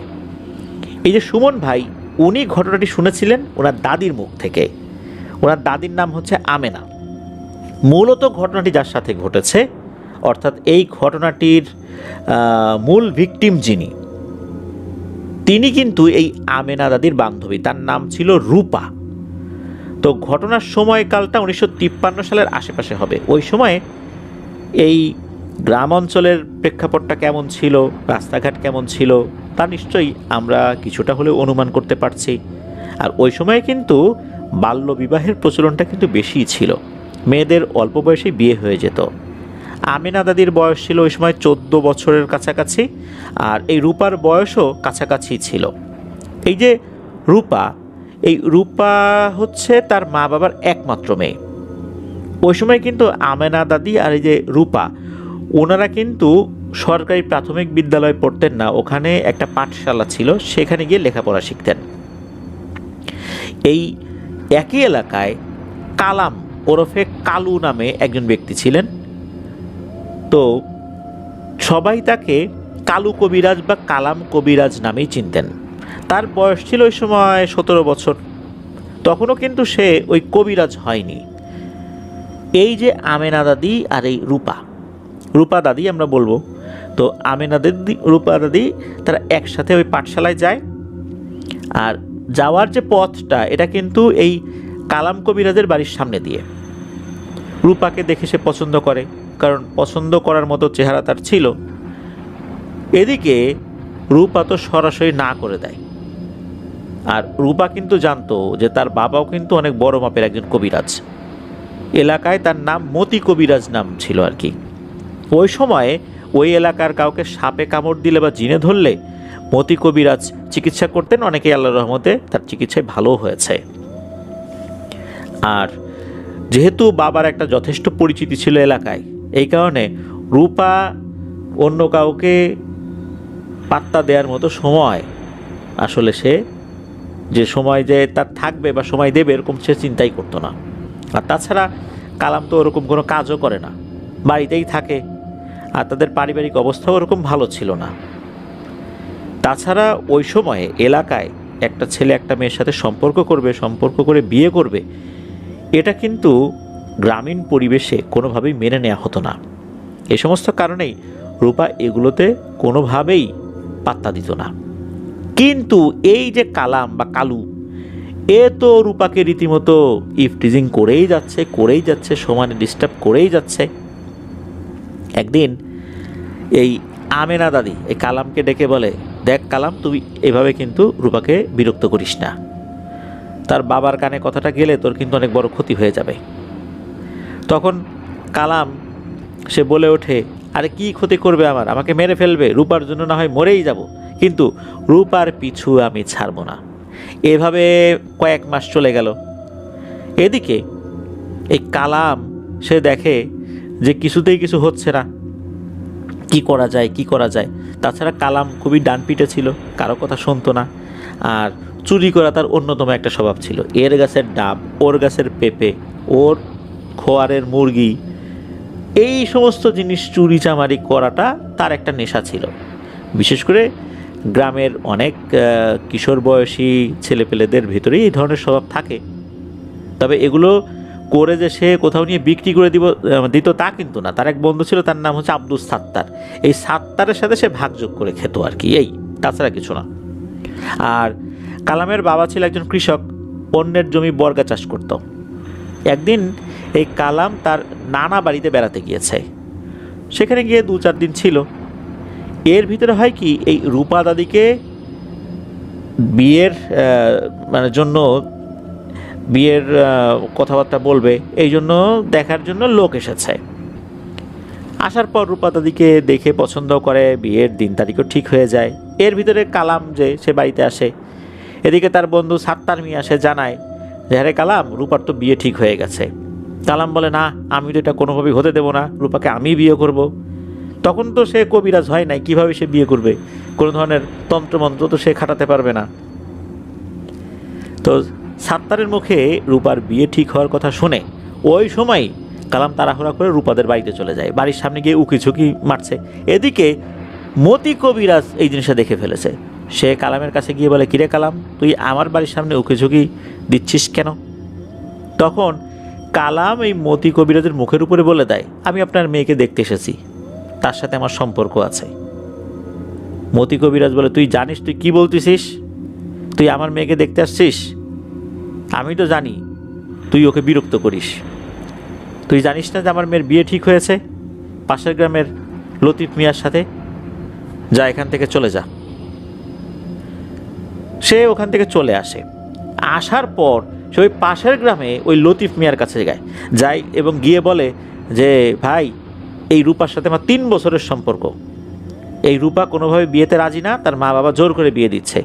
এদিকে এই যে ভদ্রলোক আব্দুল লতিফ, উনি একজন আপাদমস্তক ভদ্রলোক ছিলেন, তখনকার সময় শিক্ষিত একজন মানুষ। উনি তো সব ঝামেলায় জড়াবেন না।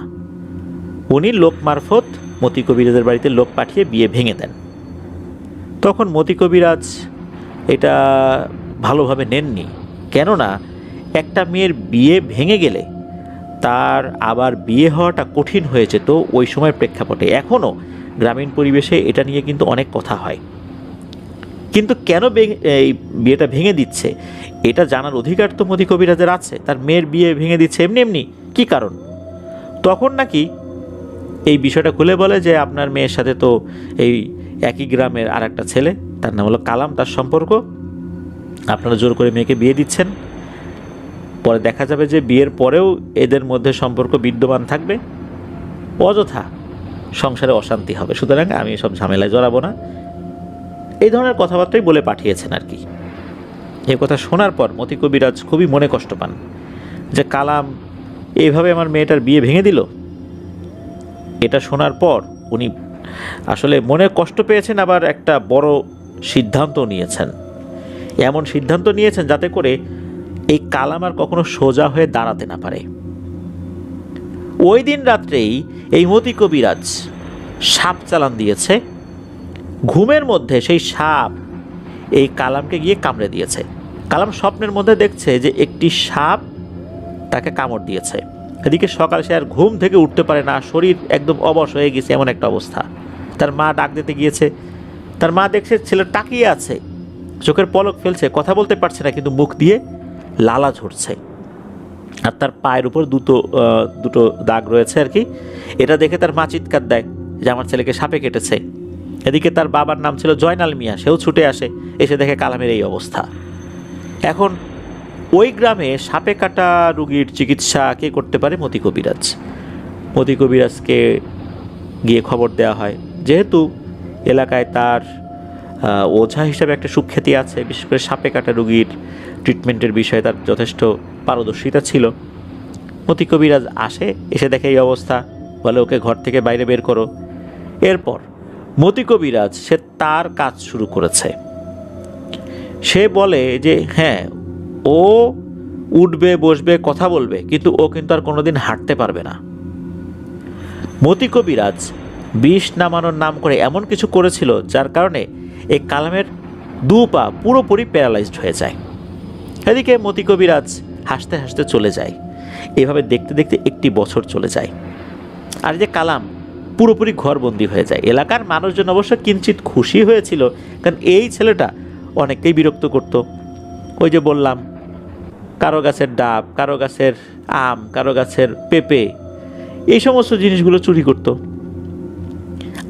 আর একটা বিষয়, এই যে রূপা দাদি, ওনার ওই বিয়েটা ভেঙে যাবার পর আর কোনো ঘর থেকে বিয়ে আসছিল না। এভাবে কিন্তু একটি বছর চলে গিয়েছে। শীতকাল চলে আসে। আগেকার দিনে তখন কিন্তু শীতকালে গ্রাম বাংলায় যাত্রাপালা, সার্কাস এগুলো কিন্তু হতো। তো ওইখানে একটা যাত্রাপালা এবং সার্কাসের আয়োজন করা হয় আর কি। যারা এটা করেন, বিশেষ করে এই যে সার্কাসের যারা কলাকুশলী আর কি, তো ওনারা এই ধরনের কলাকৌশল যেগুলো দেখান, ওনারা কিন্তু ওখানে ছোট ছোট ঘর তৈরি করেন, ছাপড়া ঘরের মতো বা টিন দিয়ে ছোট ছোট ঘর তৈরি করেন। তো হয় কি, এই কালাম বাড়ির সামনে একটা চেয়ারের উপর বসে আছে, মাঝে মাঝে তাকে বাড়ির বাইরে এনে ওই রোদ তাপানোর জন্য বা রোদ পোহানোর জন্য তাকে কিন্তু বাইরে বসিয়ে রাখা হতো। কালাম বসে আছে, তো ওই সার্কাস বা যাত্রাপালার কোনো একজন ব্যক্তি ওই দিক দিয়ে যাচ্ছিলেন। সে কালামের দিকে এক দৃষ্টিতে তাকিয়ে আছে, অনেকক্ষণ যাবৎ তাকে দেখে। এরপর আস্তে আস্তে কালামের কাছে আসে, এসে বলে, কি বাবা, তোমার কি হয়েছে? তখন পাশে কিন্তু এই যে সাত্তার মিয়া ছিল, তার বন্ধু। কালাম কিছু বলে না, আসলে কালাম বলে না, কি বলবে, বলারই বা কি আছে। তখন সাত্তার মিয়া বলে, এই ব্যাপার, তাকে তো সাপে কেটেছিল, ওই সাপের বিষ নামানোর সময় দুটো পা প্যারালাইজড হয়ে গেছে। তখন বলে যে আচ্ছা ঠিক আছে, বুঝতে পারলাম, যাও ওকে ঘরের ভিতরে নিয়ে যাও, এখন আর রোদে রাখার দরকার নেই, আমি তোমাদের ঘরে আসতেছি। তখন এই সাত্তার মিয়া ধরাধরি করে কালামকে বাড়ির ভিতরে নিয়ে আসে। ওই লোকটাও কিন্তু আসে। এর মধ্যে কিন্তু কালামের বাবা জয়নাল মিয়াও চলে আসছে। তখন কিন্তু এই যে কিশোরগঞ্জ জেলা হয়নি, এটা ওই ময়মনসিংহ মহকুমার অধীনে ছিল আর কি। তো ওই লোকটা বলে যে আমি আপনার ছেলেকে সুস্থ করার চেষ্টা করব। এটা শোনার পর পরিবারের সদস্যরা অবাক হয়ে যায় যে সুস্থ করার চেষ্টা করবেন, ও তো প্রায় 1 বছর ধরে এইভাবে প্যারালাইজড হয়ে আছে। তখন বলে ঠিক আছে, আমি আমার জায়গা থেকে চেষ্টা করি, আপনাদের কোনো আপত্তি নেই তো? তখন এই যে জয়নাল মিয়া, তারপর এই যে কালামের মা বলে যে না, আমাদের তো কোনো আপত্তি না, আমার ছেলে সুস্থ হবে, এতে আপত্তি থাকার তো কথা না, আপনি আপনার মতো কাজ করেন। এর মধ্যে হয় কি, এই যে মতি কবিরাজ মানে এই যে রূপা দাদির বাবা, উনি আবার কয়েকদিনের জন্য ময়মনসিংহ গিয়েছিলেন। তো এই যে লোকটা, এই লোকটা বলে যে ঠিক আছে, আমি একটু পর আসছি, একটা জিনিস নিয়ে আসি, আমি আমার চিকিৎসা করার জন্য যেই উপকরণ লাগবে সেটা নিয়ে আসি। আমি তো এমনি হাঁটতে বের হয়েছিলাম, আপনাদের এলাকা দেখার জন্য বার হয়েছিলাম আর কি, তো আমি আসতেছি। এরপর উনি চলে যান। মোটামুটি আধা ঘন্টা 45 মিনিটের মধ্যে উনি আবার চলেও আসেন। দেখা গেল ওনার হাতে বিশাল একটা শিং রয়েছে। এই শিংটা মহিষের শিং বা গরুর শিং হতে পারে, এরকম একটা শিং রয়েছে। উনি যখন শিং নিয়ে আসছেন তখন ওনাকে জিজ্ঞেস করা হচ্ছে যে শিং দিয়ে কি করবেন? তখন উনি বলেন যে এটা দিয়ে আমি চিকিৎসা করি, আর এখন আপনার ছেলের চিকিৎসা করব, ওকে নিয়ে আমি একটা ঘরের মধ্যে ঢুকবো, আপনারা কেউ ঢুকবেন না, আপনার ছেলের সাথে আমার কথা হবে, আপনাদের সাথে কোনো কথা হবে না। এরপর কালামকে ধরাধরি করে একটা ঘরের মধ্যে নিয়ে যাওয়া হয়, ঘরের দরজা জানালা সব বন্ধ করে দেওয়া হয়। বাইরে সাত্তার মিয়া আছে, মানে কালামের বন্ধু, আর কালামের মা বাবা আছে। এদিকে হয় কি, ঘরের ভিতর নিয়ে যাবার পর ওই কবিরাজ কালামকে বলেন যে এই যে শিংটা দেখতে পাচ্ছ, এর যে চোখা অংশ আছে ওইখানে দেখো যে ফু দেওয়ার মতো একটা ছিদ্র আছে, তুমি এখানে ফু দিবা, পরপর 3টা ফু দিবা। এরপর যেটা ঘটবে এটা নিয়ে তোমার ভয় পাওয়ার কোনো দরকার নাই। সত্যি তাই, কালাম ওই শিংটা হাতে নেয়, এটা দেখতে একটা শিঙ্গার মতো আর কি। শিংটা হাতে নেবার পর সে এক পাশে চোখা অংশের ওখানে কাটা ছিল, মানে ছিদ্র হয়েছিল আর কি, ওখানে ফু দেয়। প্রথমবার ফু দেয়, কিছুই হয় না। দ্বিতীয়বার ফু দেয়, কিছুই হয় না। তৃতীয়বার যখন ফু দিয়েছে তখন তো কালাম ভয় পেয়েছে। ফু দেওয়ার সাথে সাথে দেখে এই শিংয়ের ভেতর থেকে কালো কুচকুচে একটা সাপ কোত্থেকে যেন বের হয়ে আসছে, মানে একটা দাঁড়ার সাপ বা গোখরা সাপের আকৃতি যেরকম হয় ওই রকম একটা সাপ, ওটা ফনা তুলে দাঁড়িয়েছে, একদম কালো কুচকুচে। তখন ওই লোকটা বলছে যে কালাম, তোমার ভয় পাওয়ার কোনো কারণ নাই, এটা আমার অনুগত একটা জিন, এখন যেটা হবে তুমি খালি তাকিয়ে তাকিয়ে দেখো। এদিকে সাপটা কিন্তু ফনা তুলে আছে, আর ওই লোকটা ওই সাপকে জিজ্ঞেস করছে, এই বলতো এই ছেলেটার কি হয়েছে? তখন ওই সাপটা মানুষের মতো কথা বলছে, তবে অনেকটা নাকি নাকি কণ্ঠ, এরকমটাই আর কি শুনছিল এই কালাম। সাপটা বলছে যে ওকে কালো জাদুর মাধ্যমে সাপ চালান করা হয়েছিল, সেই সাপটা ওকে কামড় দিয়েছে, আর এই চালানটা করেছিল তারই পাশের বাড়ির মতি কবিরাজ। আর সাপের বিষ নামানোর কথা বলে তার পায়ের রগের ভিতরে বিষাক্ত 2টো সুই ফুটিয়ে রেখেছে। এটা এমনভাবে ফুটিয়েছে বাইরে থেকে কোনোভাবেই বোঝার উপায় নাই, এমনকি ওখানে যদি কাটাও হয় ভেতর থেকে সুই বের করা যাবে না, কারণ এটা জাদুর মাধ্যমে করা হয়েছে। এই জন্যই সে প্যারালাইজড হয়ে গেছে, 2 পা অবশ হয়ে গেছে। তখন ওই ব্যক্তি বলছেন, ঠিক আছে, তুই যখন বুঝতে পেরেছিস সুই 2টা বের করে ফেল, আর ওর সুস্থতার জন্য যা যা করার দরকার করে ফেল। তখন ওই সাপটা বলে, ঠিক আছে, এখনই করে দিচ্ছি। এরপর সাপটা ভ্যানিশ হয়ে যায়। সে যে কীভাবে কী করেছে এটা বোঝা যাচ্ছে না। কালাম একদম সুস্থ শরীরে হাঁটতে হাঁটতে বের হয়েছে। যেই মানুষটা 1 বছর ধরে প্যারালাইজড হয়ে আছে, হাঁটতে পারে না, কোথাও যেতে পারে না, শুধু কথা বলতে পারে, 2 হাত নাড়াতে পারে, কিন্তু পা কিন্তু নাড়ানোর শক্তি তার ছিল না। এই ছেলেটা, যেই ছেলেটা একটু আগেই তাকে ধরাধরি করে ঘরের মধ্যে নিয়ে বসিয়ে রাখা হয়েছে, সেই ছেলেটা এখন হেঁটে হেঁটে ওই লোকের সাথে বের হলো। যখন বের হয়েছে তখন কি হয়েছে না হয়েছে সব কিছু বলা হয়। আর ওই লোকটা বলে যে আমি এখন চলে যাচ্ছি, তবে আজকে ওকে কিছুই খাবার দিবেন না। হ্যাঁ, পানি খেতে পারে, তবে অন্য ধরনের কোনো খাবার আজকে যেন না খায়, কালকে সকাল থেকে খেতে পারবে। এই কথা বলে ওই লোকটা চলে যায়। এই কালাম কবিরাজ যেই লোকটা, মানে যেই লোকটা আসছেন আর কি, তার সাথে বিকেলে গিয়ে দেখা করে, কারণ উনি ওই সার্কাস পার্টির একজন লোক ছিলেন আর কি, বা যাত্রাপালার একজন লোক ছিলেন। নিশ্চিতভাবে বলা যায় না যে উনি আসলে যাত্রাপালার লোক ছিলেন না ওই সার্কাস পার্টির লোক ছিলেন। তখন ওই কালামকে নাকি ওই লোকটা বলে যে তোমার কপালে আমি একটা অদ্ভুত রকমের চিহ্ন দেখেছি, আমি তোমাকে আমার সমস্ত বিদ্যা শেখাবো, তুমি কি রাজি? কালাম তো রাজি হয়ে যায় এই কবিরাজি শিখতে। তখন ওই লোকটা বলে যে এটা শেখার জন্য কিন্তু আমার সাথে তোমাকে যেতে হবে, বেশ কিছুদিন আমার সাথেই তোমাকে থাকতে হবে, আর তুমি যে আমার সাথে যাচ্ছ এটা কিন্তু কাউকে বলতে পারবে না। তখন কালাম বলে ঠিক আছে, আমি রাজি। লোকটা বলে আমাদের কাজটা এখানে শেষ, এখানে আমরা যে শোগুলো করি এটাও শেষ, আমরা কালকে চলে যাব, আমি তোমাকে একটা ঠিকানা দিয়ে যাব, তুমি ওই ঠিকানায় চলে আসবে এই কিছুদিন পর, মানে একটা সময় বলে যে এই কিছুদিন পর। এরপর লোকটা ঠিকানা দেয়, তবে ঠিকানাটা নাকি ছিল ময়মনসিংহের যে হালুয়া ঘাট রয়েছে এই হালুয়া ঘাটের কোনো একটা জায়গায়।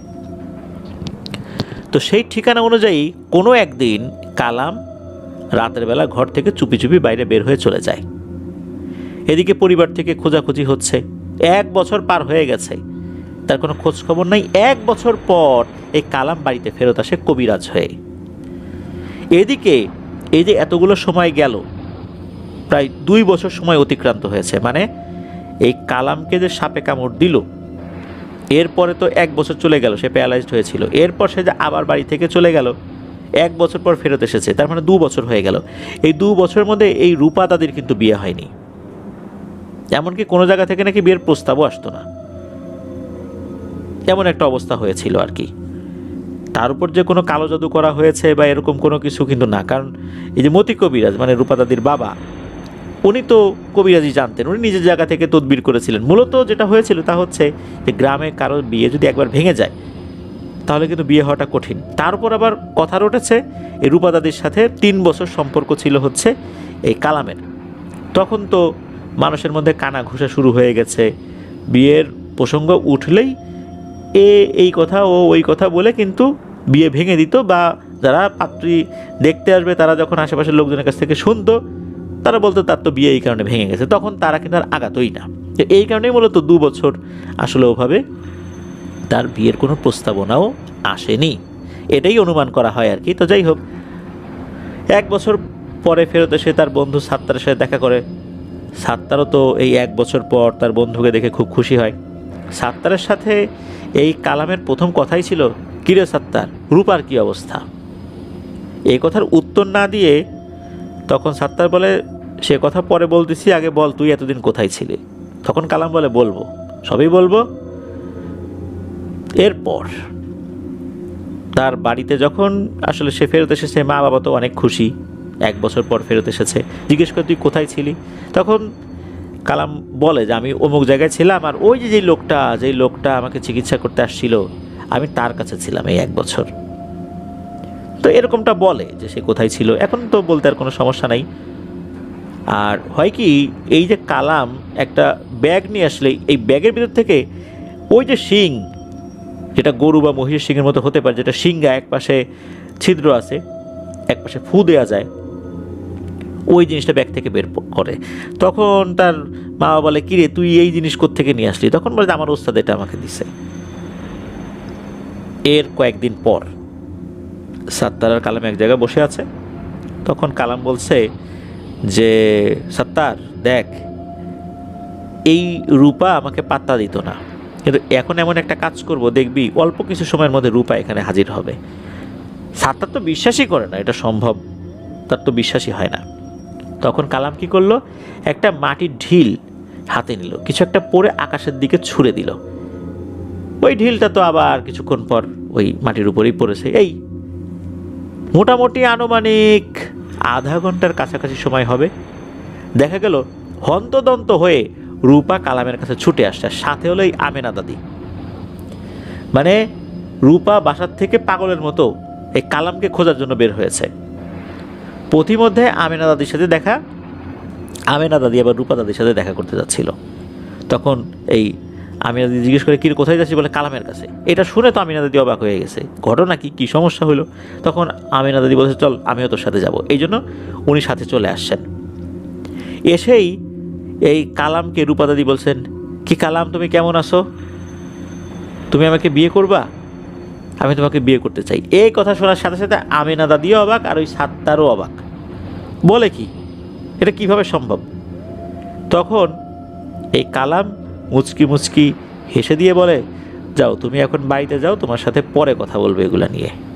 কিন্তু এই রূপা দাদি কোনোভাবেই যাবে না। সে বলে যে আমি বাসার থেকে বের হয়ে আসছি, আমি তোমাকে বিয়ে করবো, তোমার সাথেই আমি যাব, তুমি যেখানে নিয়ে যাও আমি সেখানেই যাব। অনেক বুঝিয়ে শুনিয়ে আমিনা দাদির সাথে এই কালাম রূপাকে পাঠিয়ে দেয়। এদিকে এই সাত্তার বলছে, তুই এটা কিভাবে করলি? তখন কালাম বলে, বলবো রে বলবো, তোকে একদিন সবই বলবো, অপেক্ষা কর। এদিকে হয় কি, এই যে আমেনা দাদির বাবা, উনি পুকুরে মাছ ধরার সময় একটা সাপে কামড় দেয়। মতি কবিরাজ কানা হয়, সাপে কামড় দিলে কিভাবে বিষ নামানো হয় এলাকার মানুষ তো সেটা দেখতে চায়, মানুষ কিন্তু ছুটে এসে দেখত। তো মতি কবিরাজ চেষ্টা করছে তার পদ্ধতিতে। ওই সময় নাকি সেখানে কালাম এসে হাজির হয়, এসে দেখছে যে কি হচ্ছে না হচ্ছে। এদিকে এই যে মতি কবিরাজ এত চেষ্টা করছে, বিষ আর নামে না। এটা দেখে কালাম মতি কবিরাজকে বলে, কি চাচা মিয়া, বিষ নামাতে পারেন না? আপনি আর কোনোদিনই পারবেন না। এতটুকু ছেলেপেলের মুখে এরকম অভিজ্ঞ লোকের কানে যদি এই কথা যায় তাহলে তার শরীরে রাগ উঠে যাবে, এটাই তো স্বাভাবিক। তখন রাগ করে মতি কবিরাজ বলে ওঠে, এই বেটা, আমি পারবো না, না তা তুই করে দেখা। কালাম কবিরাজ বলে, সেটা তো আসলে আমার কোনো কাজ না, আপনি এসেছেন আপনি করে দেখান, আমাকে তো আর কেউ ডেকে আনিনি। তখন কালাম কবিরাজ মানে এই কথা বলেছে। তখন এই মতি কবিরাজ বলছে যে, আমি বলছি তুই কর। তখন মতি কবিরাজ যখন এই কথা বলছে তখন কালাম কবিরাজ বলতেছে যে, এই নানা তো বলে না, আপনি বললেই কি হবে নাকি, ওনারা একবার বলে দেখাক, আমি এখনই বিষ নামিয়ে দেখাবো। তখন মতি কবিরাজ রেগে গিয়ে বলে, আমি তোকে বলছি এখনই নামিয়ে দেখা। কালাম কবিরাজ এমন একটা ভাব করলো এটা তার বা হাতের খেলা। সে এগিয়ে গিয়ে ঠিক যেখানে সাপে কামড় দিয়েছে তার ঠিক একটু উপরে হাত দিয়ে টাচ করেছে। সবাই দেখছে যে এই যে সাপে কামড় যে দিয়েছে, যেখানে ছিদ্র হয়ে গেছে, দাঁতের কারণে যেখানে ছিদ্র হয়ে গেছে, ওখান দিয়ে গল গল করে রক্ত পড়ছে। কিছুটা রক্ত পড়ল, এরপর রক্ত বন্ধ হয়ে গেল। এরপর দেখা গেল রুগী উঠে বসেছে দিব্যি সুস্থ। সবাই তো অবাক, সবার মুখে মুখে রটে গেল যে গ্রামে মতি কবিরাজ থেকেও বড় কবিরাজের আবির্ভাব ঘটেছে। এটা হচ্ছে কালাম। কালাম এখন মস্ত বড় কবিরাজ হয়ে গেছে। আর চোখের সামনে এরকম একটা ঘটনা দেখে মতি কবিরাজ খুব অপমানিত হলো, মানে সে এমন লজ্জা পেয়েছে। এরপর সে মাথা নিচু করে ওখান থেকে চলে গেল। গ্রামে ছড়িয়ে গেল কালাম এখন মস্ত বড় কবিরাজ। সবাই কালামের সাথে কবিরাজ নামটা জুড়ে দিল, মানে কালাম কবিরাজ। এদিকে এই যে মতি কবিরাজ, তার মনের মধ্যে তো অনেক জিদ যে এরকম একটা অল্প বয়স্ক ছেলের কাছে অপমানিত হতে হলো। ওই রাত্রেই মতি কবিরাজ আবার সাপ চালান করে দেয় কালাম কবিরাজের ঘরে। কালাম কবিরাজ শুয়ে আছে, হঠাৎ করেই কিছু একটা এসেছে, এটা কিন্তু কালাম কবিরাজ বুঝতে পেরেছে। তখন কালাম কবিরাজ যে ঘুমিয়ে গেছে বিষয়টা এরকম না, সে জেগেই ছিল। সাপটাকে সে দেখে, দেখার পর হাত বাড়িয়ে দেয় সামনে, একদম পোষা পাখির মতো। এই সাপটা মনে হলো উড়ে এসে কালাম কবিরাজের হাতের উপরে বসে। তখন সে আস্তে করে একটা হাড়ির মধ্যে সাপটাকে রেখে দিয়ে ওই মাথার উপরে কোনো কিছু একটা রেখে দেয় আর কি। এরপর সে ঘুমিয়ে যায়। সকালবেলা ওই হাড়ি সহ সাপ নিয়ে মতি কবিরাজের বাড়িতে এসে হাজির। সাথে রয়েছে সাত্তার মিয়া, তার বন্ধু। তখন এই কালাম কবিরাজ এই মতি কবিরাজকে বলে, কি চাচা মিয়া, এসব ছোটোখাটো জিনিস দিয়ে কাজ করলে হবে? নাও তোমার সাপ নাও, পারলে আরও বড় কিছু পাঠাইও, তখন দেখা যাবে। এই বলে ওই জিনিসটা দিয়ে কালাম কবিরাজ চলে আসেন সাত্তার মিয়াকে নিয়ে। আসার সময় সে সাত্তার মিয়াকে বলে, সাত্তার রে, আজকে তোকে একটা জিনিস দেখাবো। সাত্তার বলে, কি দেখাবি? কালাম কবিরাজ বলে, আচ্ছা বল তো তোর এখন কি খেতে ইচ্ছে করছে? তখন সাত্তার মিয়া বলে, দোস্ত, আমার তো এখন গরম জিলাপি খেতে ইচ্ছা করছে। তখন কালাম কবিরাজ বলে, চোখ দুটো বন্ধ কর। তখন সাত্তার মিয়া একটু চোখ বন্ধ করে, 1 মিনিটের মতো কাছাকাছি সময় হবে আর কি। সে বলে, এখন চোখ খোল। চোখ খুলে দেখে গরম গরম জিলাপি, মানে ধোয়া উঠছে এমন একটা অবস্থা, মানে এত গরম যে এখন মুখে দিলে মুখ পুড়ে যাবে, কিছু সময় অপেক্ষা করতে হয়েছে। তখন কালাম কবিরাজ বলে, এগুলো সবগুলা খা, কোনো সমস্যা নেই। তো তারা খায়। সাত্তার মিয়া তো খুবই অবাক। কিশোরগঞ্জে কিন্তু একটা ঐতিহ্যবাহী খেলা হচ্ছে নৌকা বাইচ। বিভিন্ন জায়গায় নৌকা বাইচ হতো, এখন অনেকটা কমে গেছে। কালাম কবিরাজের নানা বাড়ি ছিল হলো মিঠামইন। মিঠামইনে কিন্তু সবসময় নৌকা বাইচ হতো, বিশেষ করে এই বর্ষাকালে আর কি। তো কালাম কবিরাজ তার বন্ধু সাত্তার মিয়াকে নিয়ে নৌকা বাইচ দেখার জন্য তার নানা বাড়িতে গিয়েছে। তো যেদিন নৌকা বাইচ, ওদিন মোটামুটি প্রায় 45 থেকে 50টা নৌকা এসেছিল। কালাম কবিরাজ সাত্তারকে বলে, এই তুই দেখবি একটা জিনিস, সেটা হলো এই যে যে নৌকাগুলো যাচ্ছে এরা ঠিক মাঝখানে গিয়ে আটকে যাবে। 3টা নৌকা পানির পাকে তলিয়ে যাবে। আর এই 3 নৌকাতে যারা যারা ছিল প্রত্যেকেই একদম নদীর তলদেশে চলে যাবে। আর একটা নৌকা আছে পেছন থেকে আগাতে আগাতে, সেই শুধু সামনে যাবে, আর কেউ কিন্তু যেতে পারবে না। শোন, তুই এই নৌকা বাইচ আয়োজক কমিটির কাছে গিয়ে বল আজকে যেন নৌকা বাইচ না হয়। সাত্তার গিয়ে দেখে ওখানে সমস্ত গণ্যমান্য ব্যক্তিরা, ওখানকার গ্রামের যারা নেতৃস্থানীয় ব্যক্তি ছিলেন তারা ওখানে বসে আছেন, সরকারি লোকজনও বসে আছে। এদিকে সাত্তার মিয়া ভয়ে ভয়ে ওখানে গিয়ে এই কথা যখনই বলছে, ওখানকার একজন ব্যক্তি ঠাস করে তার গালে একটা চর বসিয়ে দিয়েছে। চর বসিয়ে দিয়ে বলে, দিন দুপুরে নেশাপানি করে আসছো এখানে না, যা ভাগ বেটা, পাগল ছাগল কোথাকার। তখন সে তো চর একটা এমন খেয়েছে যে মুখের উপর হাত দিয়ে মুখ ঘষতে ঘষতে সে এই কালামের কাছে এসে বলে যে তোর জন্য আমি এখন এত জোরে একটা চর খাইলাম, আমাকে নেশাখোর বলল, পাগল বলল। এই কথা শোনার পর কালাম কবিরাজও ওইখানে গেল, গিয়ে ওই একই কথা বলল। এবারে অবশ্য কালাম কবিরাজকে চর থাপ্পড় না মারলেও ওর থেকে একটা দড়ি নিয়ে এসে এই কালাম কবিরাজ আর সাত্তার মিয়াকে একটা গাছের সাথে টাইট করে বেঁধেছে, যে এই দুইটা এখন এই বাইচের মধ্যে একটা ঝামেলা পাকাবে, আর কাউকে যেন এই ধরনের উদ্ভট কথাবার্তা বলতে না পারে। এই দুইটা বাইচ শেষ হওয়ার আগ পর্যন্ত এই গাছের সাথেই আটকানো থাক। কালাম কবিরাজের কথা তো কোনো দামই দেয় নাই, উল্টো এই দুইটাকেই গাছের সাথে বেঁধেছে। শুরু হয়ে গেল বাইচ। এদিকে ওই কালাম কবিরাজ বলতেছে যে আজকে যে ঘটনা ঘটবে তার জন্য কিন্তু আপনারাই দায়ী, মনে রাখেন। এদিকে কালাম কবিরাজ সাত্তার মিয়াকে ইশারা করে বলছে, ওই দেখ সামনে ওই যে নৌকাটা দেখা যায় না, ওই নৌকাটাই শুধু সামনে আগাতে পারবে, আর একটাও আগাতে পারবে না, দেখিস। এদিকে নৌকা বাইচ শুরু হয়ে গেল। সত্যি দেখা গেল হঠাৎ করেই একটা জায়গায় এসে সবগুলো নৌকা আটকে গেছে, মনে হচ্ছে কোনো নৌকাগুলোই আগাচ্ছে না, তারা চেষ্টা করছে কিন্তু আগাচ্ছে না।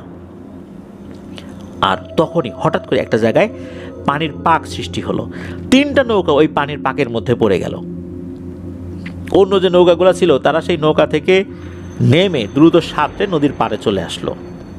3 নৌকার সবগুলো মানুষ ওই নৌকার সাথেই পানির নিচে তলিয়ে গেল।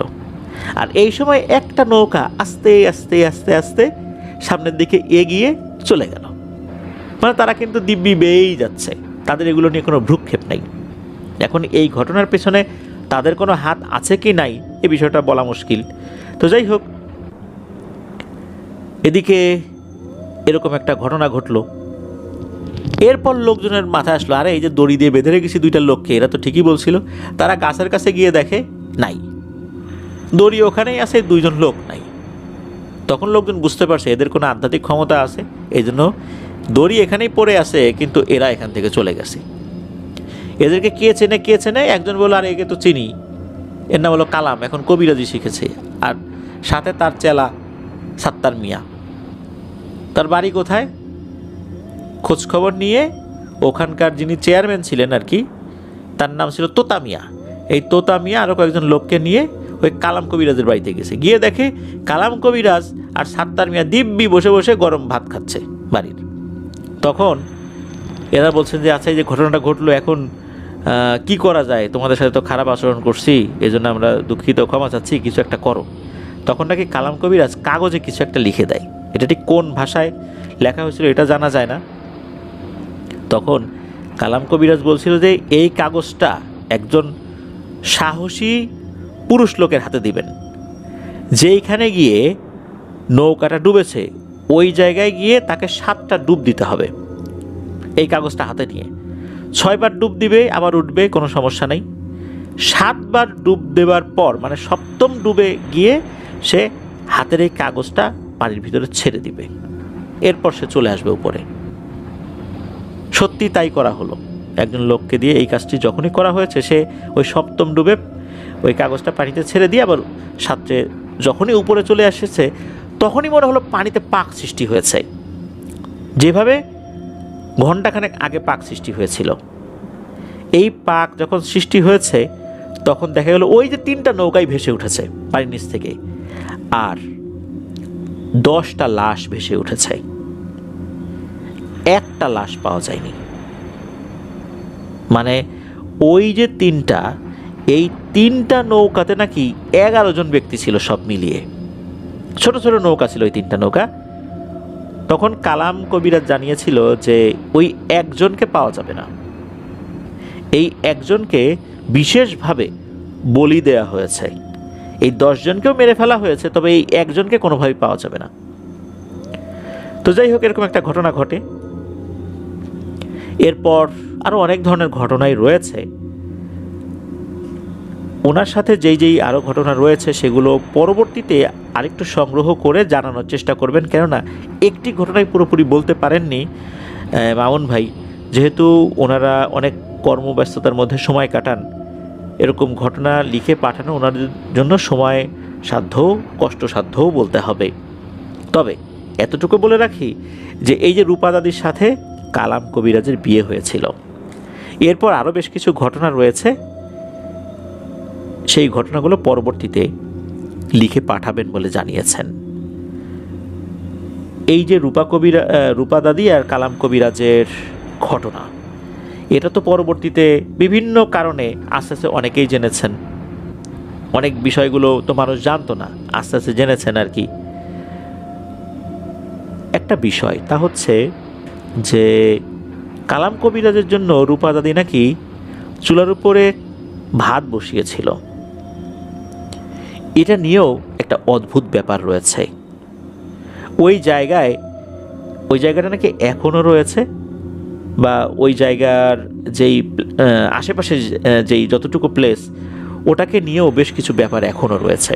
এগুলো পরবর্তীতে সময় পেলে আমাদেরকে জানাবেন, লিখে পাঠাবেন বা রেকর্ড করে পাঠাবেন বলে জানিয়েছেন মামুন ভাই।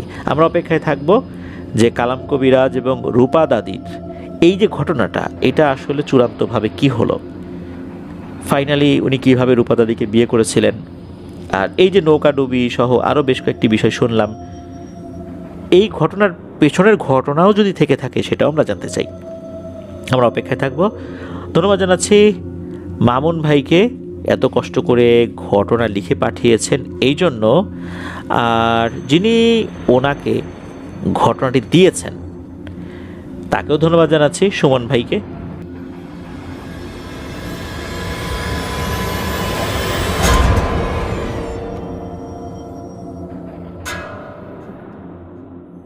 রিফাত, ওনার বাড়ি ময়মনসিংহে।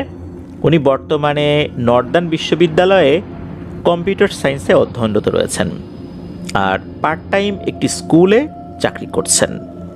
উনি যে ঘটনাটি পাঠিয়েছেন এটি একটি মাদ্রাসাকে কেন্দ্র করে। এই মাদ্রাসাতে বেশ কয়েক বছর উনি শিক্ষকতা করেছেন। মূলত মাদ্রাসাতে যে বাংলা, অঙ্ক, ইংরেজি যে সাবজেক্টগুলো রয়েছে, উনি জেনারেল শিক্ষক হিসাবে এই সাবজেক্টগুলো পড়াতেন। তো ঘটনাটি মূলত যেই জায়গাকে কেন্দ্র করে, এই জায়গার এক্স্যাক্ট লোকেশনটা আমরা সঙ্গত কারণে বলছি না, কেননা এটা একটা প্রতিষ্ঠানের রেপুটেশনের সাথে জড়িত। তবে এতটুকু বলছি, এটা গাজীপুরে অবস্থিত। গাজীপুরের যে মেইন শহর, এই শহরেরই ভেতরে কোনো একটা জায়গায়।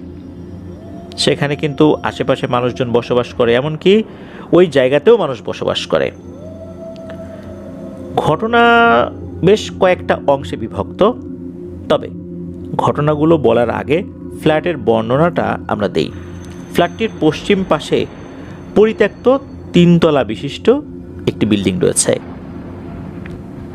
আর এটার যে একদম নিচতলা, এইটা কাঠের গোডাউন হিসাবে মাঝে মাঝে ব্যবহার করা হয়। পূব পাশে 5 তলা বিশিষ্ট একটি বিল্ডিং, যার 4 তলা পর্যন্ত ব্যবহার করা হয়। আর এটার উত্তর পাশে কাছাকাছি জায়গাতেই 6 তলা বিশিষ্ট একটি পরিত্যক্ত গার্মেন্টস রয়েছে, আর এটার দক্ষিণ পাশে রাস্তা। এই বিল্ডিংটা 3 তলা বিশিষ্ট, যার প্রতিটা তলায় উত্তর এবং দক্ষিণ পাশে 2টি করে ইউনিট রয়েছে। ফ্ল্যাটটির 2য় তলাতে আবাসিক অনাবাসিক একটি নুরানি মাদ্রাসা। এটা বালক বালিকা উভয়ের জন্যই আর কি। এই মাদ্রাসাকে কেন্দ্র করেই ঘটনাটি ঘটেছে। ঘটনাগুলো মূলত মাদ্রাসার যেই বালিকা শাখা, এই বালিকা শাখার শিক্ষিকা এবং ছাত্রীদেরকে নিয়েই ঘটেছিল। তবে অন্য অংশেও ঘটেছে। চলুন মূল ঘটনায় চলে যাই। ওখানে কিন্তু বেশ কিছু বিষয় সবসময় ঘটতে থাকে। রাতে ঘুমানোর পর মনে হয় কেউ পা ধরে টানছে, বুকের উপর চেপে বসে আছে।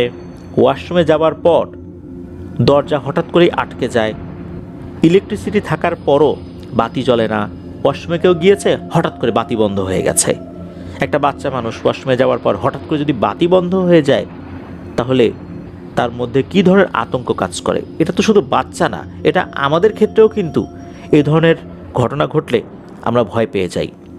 দেখা যাচ্ছে যে বাচ্চাদের সাবান হারিয়ে যাচ্ছে, ব্রাশ হারিয়ে যাচ্ছে, এরকম অনেক ঘটনাই ঘটছে। অনেক দিন যাবৎ এ সমস্ত ঘটনা ঘটার কারণে অনেকে নাকি অভ্যস্তও হয়ে গেছে। ঘটনাটা আসলে শুরু হয় কবে থেকে? ঘটনাটা শুরু হয় 2024 সালের এপ্রিল মাস থেকে, বা হয়তো বা মে মাস বা মার্চ মাসের শেষ দিক, এরকম হতে পারে আর কি। তো ওই যেই মাদ্রাসাটা, এই মাদ্রাসার আবাসিক শাখার যেই মহিলা বা বালিকা অংশ রয়েছে, ওখানে একজন টিচার ছিলেন, মহিলা টিচার। উনি অন্য জায়গায় চলে যান। এরপর তো আরেকজন শিক্ষিকাকে নেওয়া হয়। তার বাড়ি হচ্ছে নেত্রকোনাতে। প্রথম বেশ কিছুদিন ভালোভাবেই চলছিল সব কিছু। ঘটনাটা যেভাবে সূত্রপাত, সেটা হলো একদিন রাতের বেলা ইলেকট্রিসিটি চলে গেছে, মারাত্মক গরমও পড়েছে। এই যেই নতুন আসা শিক্ষিকা, উনি যেই রুমে থাকতেন, ওই রুমে আরও কিছু আবাসিক বাচ্চা ঘুমাতো।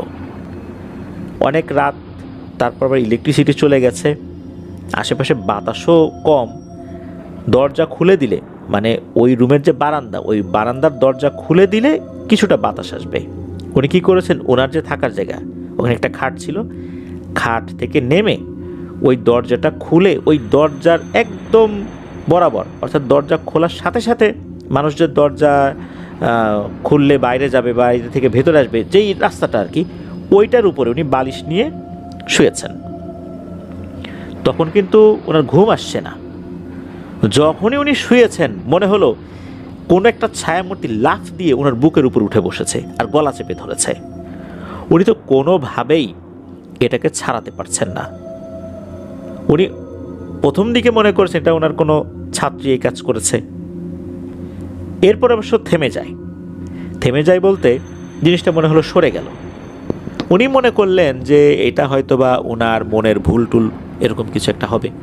এর কিছুক্ষণ পর হলো আরেকটা ঘটনা। উনি কিন্তু ওখানেই শুয়ে আছেন, মনে হলো ওনার পা ধরে কেউ টেনে এক পাশ থেকে আর এক পাশে সরিয়ে দিল। চিন্তা করলেন কি ব্যাপার, কে এই কাজ করলো? কাউকে তো দেখলাম না। একটু আগেরটা মনে হয় মনের ভুল ছিল, কিন্তু এই কাজটা কে করলো? উনি আবার আগের জায়গায় সরে এসে শুয়ে পড়লেন, মানে ওই যে দরজা বরাবর। এবারও মনে হলো যে সেম কাজটাই হয়েছে। আর যখনই আবার এসে আগের জায়গায় শুয়েছেন, তখনই আবার ওনার বুকের উপর এসে কে যেন চেপে বসেছে। এইবার তো উনি কোনোভাবে ছাড়িয়ে নিয়ে চিৎকার চেঁচামেচি শুরু করেছেন। তখন তো ওই রুমের সব বাচ্চারা জেগে গেছে। এদিকে ওই মহিলা টিচার রুমে আর থাকতে পারছেন না, ভয়ে ওই রুম থেকে বাইরে বের হয়ে আসছেন। রাতের বেলা এরকম চিৎকার চেঁচামেচি শুরু হয়ে গেছে। একজন সিনিয়র একজন নারী, তার সাথে আরও বাচ্চারা রয়েছে যারা বালিকা। রাতের বেলা যদি এরকম সিনিয়র একজন পার্সন চিৎকার চেঁচামেচি করে, তাহলে ওই বাচ্চা মেয়েদের কী অবস্থা হবে? তারা তো আরও ভয়ে চিৎকার চেঁচামেচি শুরু করবে। ওই ফ্ল্যাটে তো এইরকম চিৎকার চেঁচামেচি শুরু হয়ে গেছে, কি একটা ভয়ঙ্কর ব্যাপার। আশেপাশে সবাই জেগে গেছে। কি হয়েছে? তখন আশেপাশের লোকজন যখন আসছে, তখন উনি বোরকা পরে নেন, যেহেতু সবার সাথে কথা বলতে হবে, ওনারা তো খাস পর্দা করেন। কি হয়েছে এটা যখন বলেছেন, তখন যিনি প্রধান শিক্ষক, ওনার কাছেও খবর দেওয়া হয়, উনিও চলে আসেন। উনি শোনার পর তো কিছুতেই বিশ্বাস করতে চাইলেন না যে এই ধরনের ঘটনা হতে পারে, কেননা এরকম ঘটনার রেকর্ড তো আগে এখানে নাই। এই জন্য উনি তো বিশ্বাস করতে চাইলেন না। পূর্বে তো এই ধরনের ঘটনা ঘটেনি। যেহেতু একটা ঘটনা ঘটে গেছে, কোনোভাবেই ওই নতুন আসা নারী শিক্ষিকা উনি ওই রুমে থাকবেন না। বাচ্চারাও ভয় পেয়েছে। তখন হুজুর যেটা করলেন তা হচ্ছে, যেহেতু এই রুমে একটা সমস্যা হয়েছে, তাদের মনের মধ্যে একটা ভয় ঢুকে গেছে, সুতরাং এক্সচেঞ্জ করে ফেলতে হবে। এই রুমটা এক্সচেঞ্জ করে ওনাদেরকে অন্য জায়গায় পাঠিয়ে দেওয়া হয়। আর এই অংশটা একদমই ছেলেদের বিশেষ করে বালক যারা আবাসিক ছিল এদেরকে দিয়ে দেওয়া হয়, আর ওনাদেরকে বালকদের যে শাখা ওই অংশে শিফট করা হয়। আর হুজুর নির্দেশনা দেন যে এইখানে যারা থাকবেন অবশ্যই দোয়া দুরুদ পড়ে সবাইকে ঘুমাতে হবে। তো সেটাই করা হলো। ওই রুমটাতে একজন সহকারী শিক্ষক ছিলেন, তার সাথে আরও বেশ কয়েকজন ছাত্র ছিল আর কি। যেই রাতে ঘুমাতে গেছেন ওই রাতেই ঘটল সেম ঘটনা।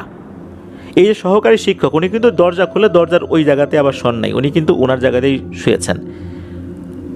রাত আনুমানিক 1টা কি 1:30টার দিকে ওনার কাছে মনে হলো কোনো একটা কালো ছায়া ওনার বুকের উপর চেপে বসেছে, আর একদম বরফের মতো ঠান্ডা হাতে ওনার গলা টিপে ধরেছে। অনেকটা সময় ছটফট করার পর মনে হলো ওই কালো ছায়াটা কোথায় যেন মিলিয়ে গেল। উনি তো লাফ দিয়ে উঠেছেন।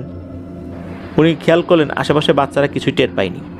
উনি বুঝতে পারলেন যে এখন যদি থাকি এবং আমি ঘুমিয়ে যাই, যদি আল্লাহ না করুক একটা বাচ্চার উপরে এই জিনিসটা চেপে বসে আর একটা দুর্ঘটনা ঘটে, এর দায় কে নেবে?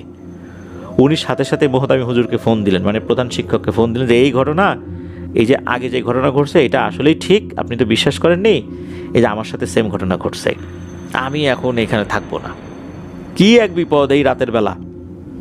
যাই হোক, উনি বাচ্চাদেরকে নিয়ে যেই জায়গাটা ফাঁকা ছিল অন্য আর একটা সাইডে, সেখানে চলে গেলেন। ওই রুমে আর থাকলেন না। এই যে দুটো ঘটনা ঘটে গেল, এটা তো পুরো মাদ্রাসায় একদম বারুদের মতো ছড়িয়ে গেল, আর সবাই তো ভয় পেতে শুরু করলো। এরপরে ঘটলো আর একটা ঘটনা। এটা ঘটেছে কিন্তু দিনের বেলাতে।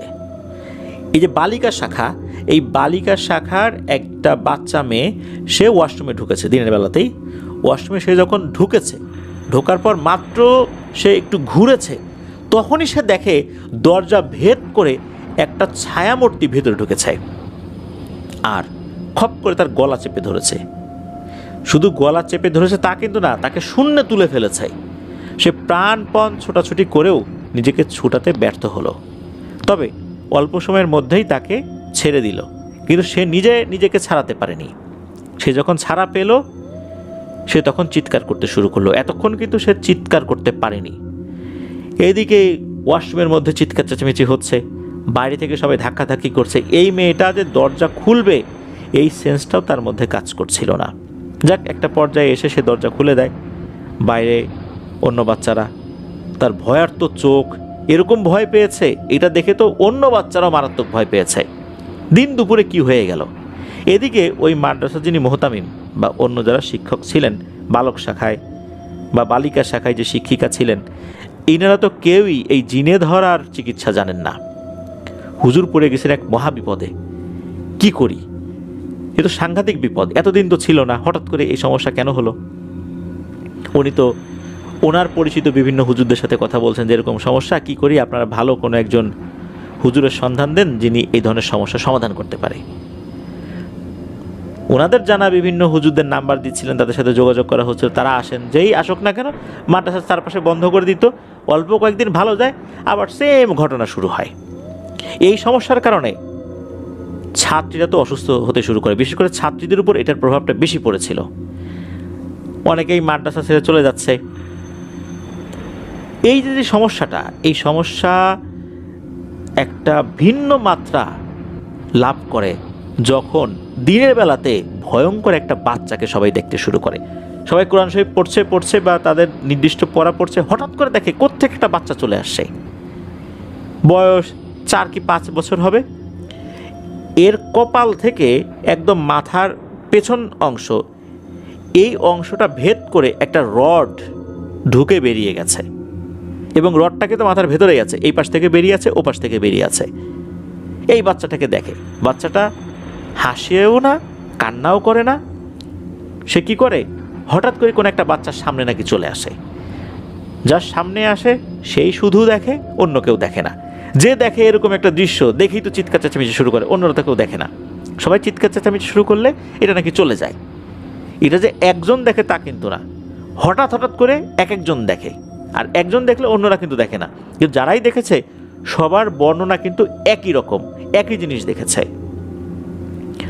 তো এর মধ্যে ঘটে আর একটা ঘটনা, তা হচ্ছে এই যে বালিকা শাখার একজন শিক্ষিকা, উনি পড়াতে পড়াতে হঠাৎ করে নাকি বারান্দার গ্রিলের ওখানে চলে যেত, গ্রিল ধরে দাঁড়িয়ে থাকতো।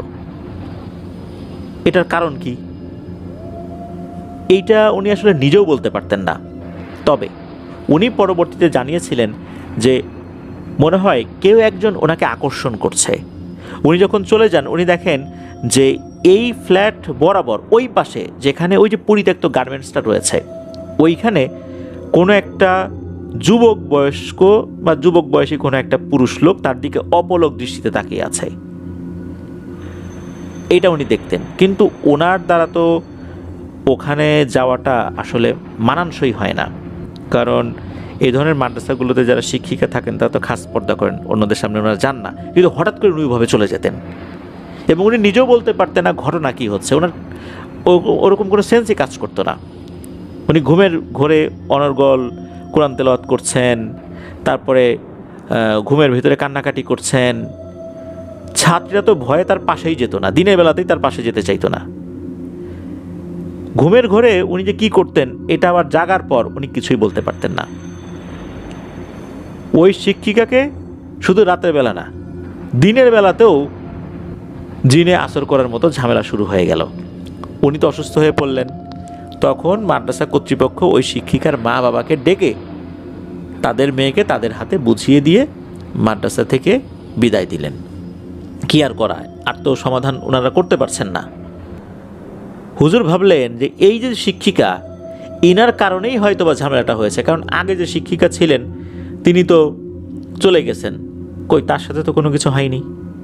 এই শিক্ষিকা আসার পরে সমস্যা হয়েছে, নিশ্চয়ই ইনার সাথেই সমস্যা।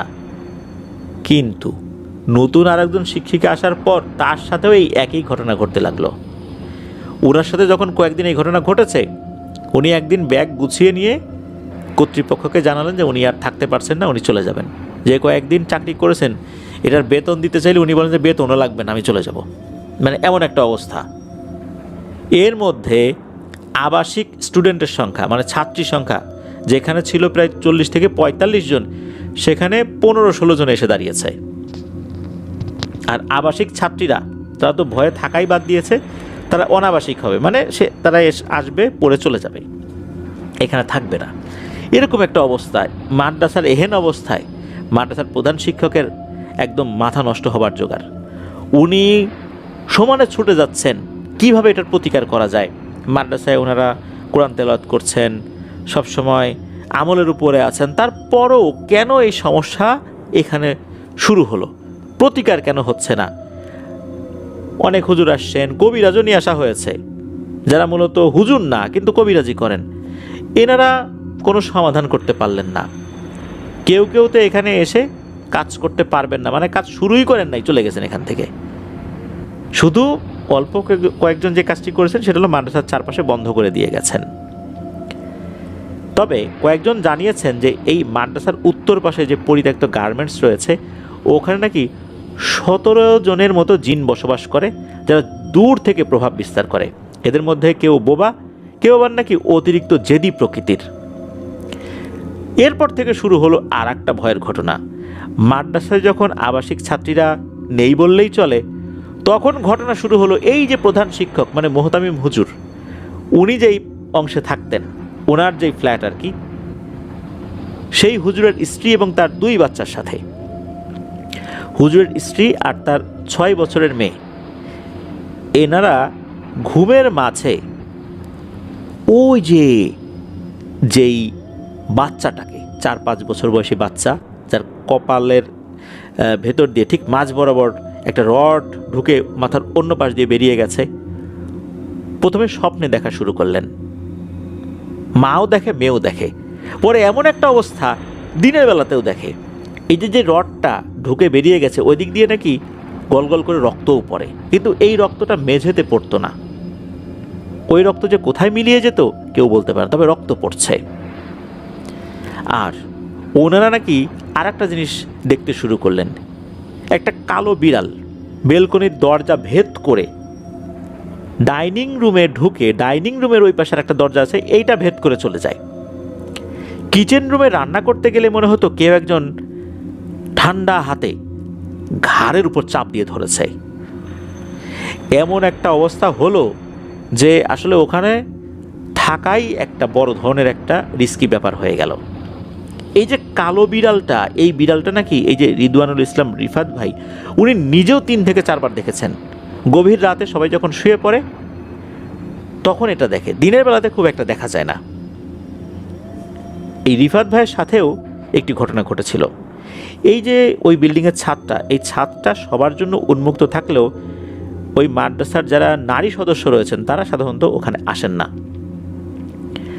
গরমের সময় সন্ধ্যা থেকে রাত 10টা থেকে 10:30 পর্যন্ত একাকী বসে থাকা, প্রয়োজনে কারোর সাথে ফোনে কথা বলা, এগুলো কিন্তু এই যে রিফাত ভাই করতেন। এমনই একদিন রাতের বেলা ইলেকট্রিসিটি চলে যাওয়ার পর রাত 9টার পর 9:30 কি 10:15 বাজে এরকম একটা সময় আর কি উনি ছাদে গিয়েছেন। ছাদে ওই সময় অনেক বাতাস হচ্ছিল, বেশ ঠান্ডা একটা পরিবেশ। উনি ওখানেই শুয়ে পড়েছেন। কিছুক্ষণ পর মনে হলো ছাদের যে অংশে মহিলা শাখা আর কি, মানে ছাদের ঠিক ইমিডিয়েট নিচে যদি চিন্তা করি যেই অংশে মহিলা শাখা পড়ে আর কি, ওই অংশের রেলিংয়ের উপরে কেউ একজন বসে আছে। মনে হচ্ছে সে বোরকা পরা, চুলগুলো খুলে দেয়া একটা নারী অবয়ব বসে আছে। উনি চিন্তা করলেন যে কি ব্যাপার, এইখানে এই সিচুয়েশনে তো কারো বসে থাকার কথা না। মাদ্রাসার কোনো ছাত্রী বা কোনো শিক্ষিকারও এখানে আসা তো অসম্ভব। এইখানে কে? উনি এরকম দেখতে দেখতে চোখের পলক ওই জিনিসটা কিন্তু ভ্যানিশ হয়ে গেল। তখন দ্রুত উনি ওইখান থেকে আবার রুমে চলে আসেন। কিসের কি গরম, বাইরের এই ঠান্ডা পরিবেশ থেকে ভেতরে গরম ভালো, এই চিন্তা করে উনি চলে আসলেন। তো এরকম ঘটনা ওখানে অহরহ হয়েছে। যাই হোক, এখনো কিন্তু সমস্যাটা রয়ে গেছে নাকি। উনি জানুয়ারি মাসের মানে 2026 সালের জানুয়ারি মাসের 3 তারিখে মাদ্রাসার চাকরিটা ছেড়ে দিয়েছিলেন। এরপর তো উনি পার্ট টাইম আর একটা কাজ করছেন, শিক্ষকতা করছেন। ওই মাদ্রাসার 2জন শিক্ষক, পুরুষ শিক্ষক, যারা এই ঘটনাগুলো জানেন এবং সামনে থেকে দেখেছেন, এমন 2জনের ফেসবুক আইডির লিঙ্কও কিন্তু এই রিফাত ভাই আমাদেরকে পাঠিয়েছেন। মাদ্রাসাটি এখনও রয়েছে, তবে এই সমস্যার সমাধান হয়নি। আসল রহস্যটা কি এটা কেউ বলতে পারছে না। আসল রহস্য কি ওই দ্বিতীয় শিক্ষিকা আসার পর, নাকি এমনিতেই এই সমস্যাটা তৈরি হয়েছে, এটা কেউ বলতে পারছে না। একজন এক এক ধরনের কথা বলে। আর ওই যে পরিত্যক্ত গার্মেন্টসের বিষয়টাই বেশ কয়েকজন এসে একই ধরনের কথা বলেছে। তাছাড়া একজন এক এক ধরনের কথা বলে। সমস্যার সমাধান কিন্তু এখনও হয়নি। প্রিয় লিসেনার্স, আসলে একটা শিক্ষা প্রতিষ্ঠানে যদি এই ধরনের সমস্যা তৈরি হয়ে যায়, এটা যে ওই শিক্ষা প্রতিষ্ঠানের প্রধান বা এর সাথে সংশ্লিষ্ট আরও যারা রয়েছেন, কর্তৃপক্ষ রয়েছেন, তাদের জন্য কী ধরনের একটা পেরেশানি বা মাথা ব্যথার কারণ, এটা আসলে বলে বোঝানো যাবে না। আর যাদের সাথে ঘটে তাদের কথা তো বাদই দিলাম, ওনাদের জীবনটা তো একদম নরকের মতো হয়ে যায়। কি ভয়ঙ্কর ব্যাপার একবার চিন্তা করুন। একটি মাদ্রাসা যেখানে আমল হচ্ছে, কোরআন তেলাওয়াত হচ্ছে, সেখানেও এসে উৎপাত শুরু হয়ে গেছে। আসলে এরা যখন একবার কোথাও উৎপাত শুরু করে, এদেরকে থামিয়ে রাখা অত্যন্ত কঠিন। কিছুদিন ভালো থাকে, আবার শুরু হয়ে যায়। ওরা ওই বন্ধনীটা কেটে ফেলে।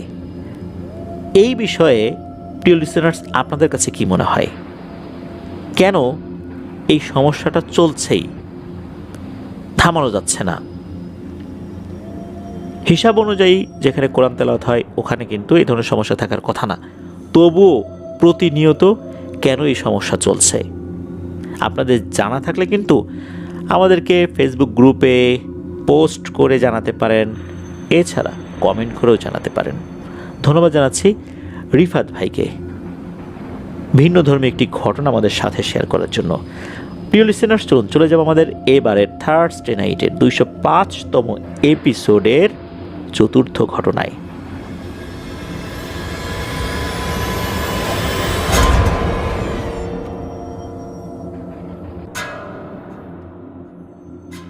প্রিয় লিসেনার্স, আসসালামু আলাইকুম। প্রিয় আফনান ভাই, আশা করি আপনি ভালো আছেন এবং আমিও ভালো আছি।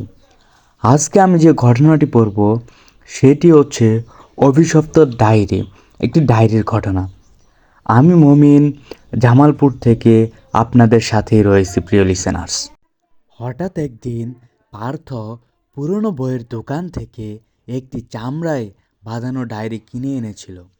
ডায়েরির পাতাগুলো ছিল একদম খালি।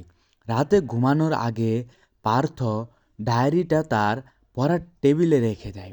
রাত ঠিক 2টোয় এক অদ্ভুত খসখস শব্দে পার্থর ঘুম ভেঙে গেল। সে দেখল টেবিল ল্যাম্পটা নিজে থেকে জ্বলে উঠছে, আর টেবিলের উপর রাখা ডায়েরির পাতাগুলো কেউ যেন বাতাসে উল্টাচ্ছে। পার্থর চোখের সামনে যা ঘটল, ডায়েরির শূন্য পাতায় অদৃশ্য কোনো কলম দিয়ে লাল কালিতে লেখা ফুটে উঠেছে। সেখানে লেখা হচ্ছিল, পার্থ, তুমি আমার ঘরে ঢুকেছ, এবার আমি তোমার ঘরে আসছি। লেখাটি শেষ হতেই পার্থর খাটের নিচ থেকে একটা বরফ ঠান্ডা হাত এসে তার পা চেপে ধরল। পার্থ ভয়ে চিৎকার করতে গিয়েও পারল না। শুধু দেখল টেবিলের ডায়েরিটা নিজে থেকেই বন্ধ হয়ে গেল।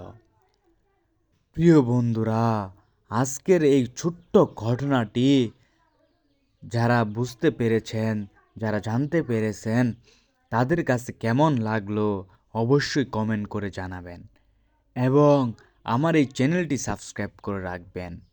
এবং এরপর আরও একটি ঘটনা আপনাদেরকে শোনাবো, আমার সাথেই থাকুন। প্রিয় লিসেনার্স, এখন যে ঘটনাটি পড়ব সেটি হচ্ছে সোহেল সাহেবের সাথে ঘটে যাওয়া একটি লোকাল ট্রেনের ঘটনা। সোহেল সাহেব চাকরি করেন কলকাতায়। তিনি তার বাড়ি একটু দূরের মফলম্ব শহরে। সেদিন অফিসের একটা জরুরি মিটিং শেষ করতে করতে তার রাত 11টা বেজে গেল। যখন তিনি স্টেশনে পৌঁছালেন তখন ঘড়িতে রাত 11:15 বাজে। প্ল্যাটফর্মে একদম জনমানবহীন, কেবল দুটো ল্যাম্পপোস্টের টিমটিমে আলো জ্বলছে। কিছুক্ষণ পর একটি ঘোষণা হলো, এটাই আজকের রাতের শেষ লোকাল ট্রেন।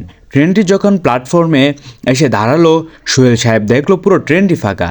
তিনি একটা বগিতে উঠে জানলার ধারের সিটে বসলেন। ট্রেন ছাড়ার পর প্রথম দুটি স্টেশনে কেউ উঠল না, কিন্তু 3 নম্বর স্টেশনে ট্রেনটি থামতে 4 জন যাত্রী সেই বগিতে উঠলেন। তাদের পরনে ছিল একদম সাদা ধবধবে পোশাক, সবার মুখ নিচু করা, এবং তারা কেউ কোনো কথা বলছিল না। তারা এসে সোহেল সাহেবের ঠিক সামনের সিটগুলোতে বসলেন। ট্রেনটি আবার চলতে শুরু করলো। বাইরের ঘুটঘুটে অন্ধকার আর ট্রেনের চাকার ঝকঝক শব্দ ছাড়া আর কোনো আওয়াজ নেই। কিছুক্ষণ পর সোহেল সাহেবের কেমন যেন অস্বস্তি হতে লাগলো। তিনি খেয়াল করলেন কামরার ভেতরে ফ্যান চললেও ওই 4 জন যাত্রী বসার ভঙ্গি একদম স্থির, যেন তারা নিঃশ্বাসও নিচ্ছেন না। সবচেয়ে অদ্ভুত ব্যাপার, ট্রেনের লাইটের আলোয় তাদের কারোরই কোনো ছায়া মেঝেতে পড়ছিল না। সোহেল সাহেব সরাসরি তাদের দিকে তাকাতে সাহস পাচ্ছিলেন না, তাই তিনি জানলার কাচের দিকে তাকালেন। বাইরের অন্ধকারের কারণে কাচটি আয়নার মতো কাজ করছিল। কাছে সামনে যাত্রীদের প্রতিচ্ছবি দেখতে সোহেল সাহেবের বুকের ভেতরটা কেঁপে উঠল। আসলে কোনো মানুষ বসে নেই, তার সামনে বসে আছে 4টি কঙ্কাল, যাদের গায়ে লেগে আছে ছোপ ছোপ শুকনো রক্ত। বয়ে সোহেল সাহেবের গলা শুকিয়ে কাঠ হয়ে গেল। তিনি সিট থেকে উঠে অন্য কামরায় চলে যাওয়ার জন্য পা বাড়লেন। ঠিক তখন ওই সামনে 4 জন যাত্রী একসাথে তাদের মাথা উঁচু করলেন। সোহেল সাহেব দেখলেন তাদের চোখ বলতে কিছুই নেই, সেখানেই কেবল দুটো অন্ধকার গর্ত।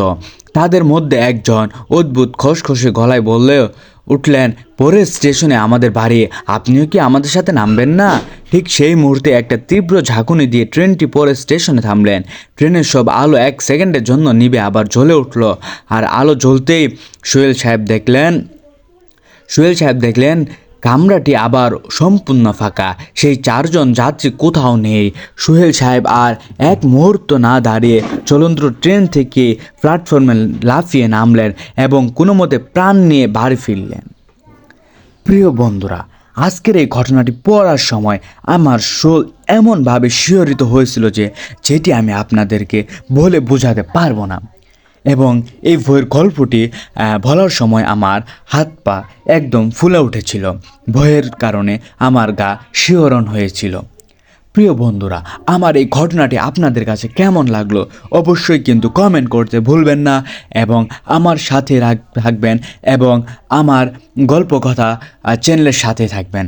আর হ্যাঁ, আপনারা যদি কোনো ভিডিও দিতে চান তাহলে অবশ্যই মিজান 974410@gmail.com এই জিমেলে পাঠিয়ে দিবেন। প্রিয় লিসেনার্স, অবশ্যই আমার চ্যানেলটি সাবস্ক্রাইব করে আমার পাশে থাকবেন। কেমন হলো কমেন্ট করবেন, অবশ্যই বেল আইকনটি অন করে রাখবেন। প্রতিদিন ঠিক রাত 10টায় আবারও চলে আসবো আপনাদের মাঝে নতুন কোনো ঘটনা নিয়ে।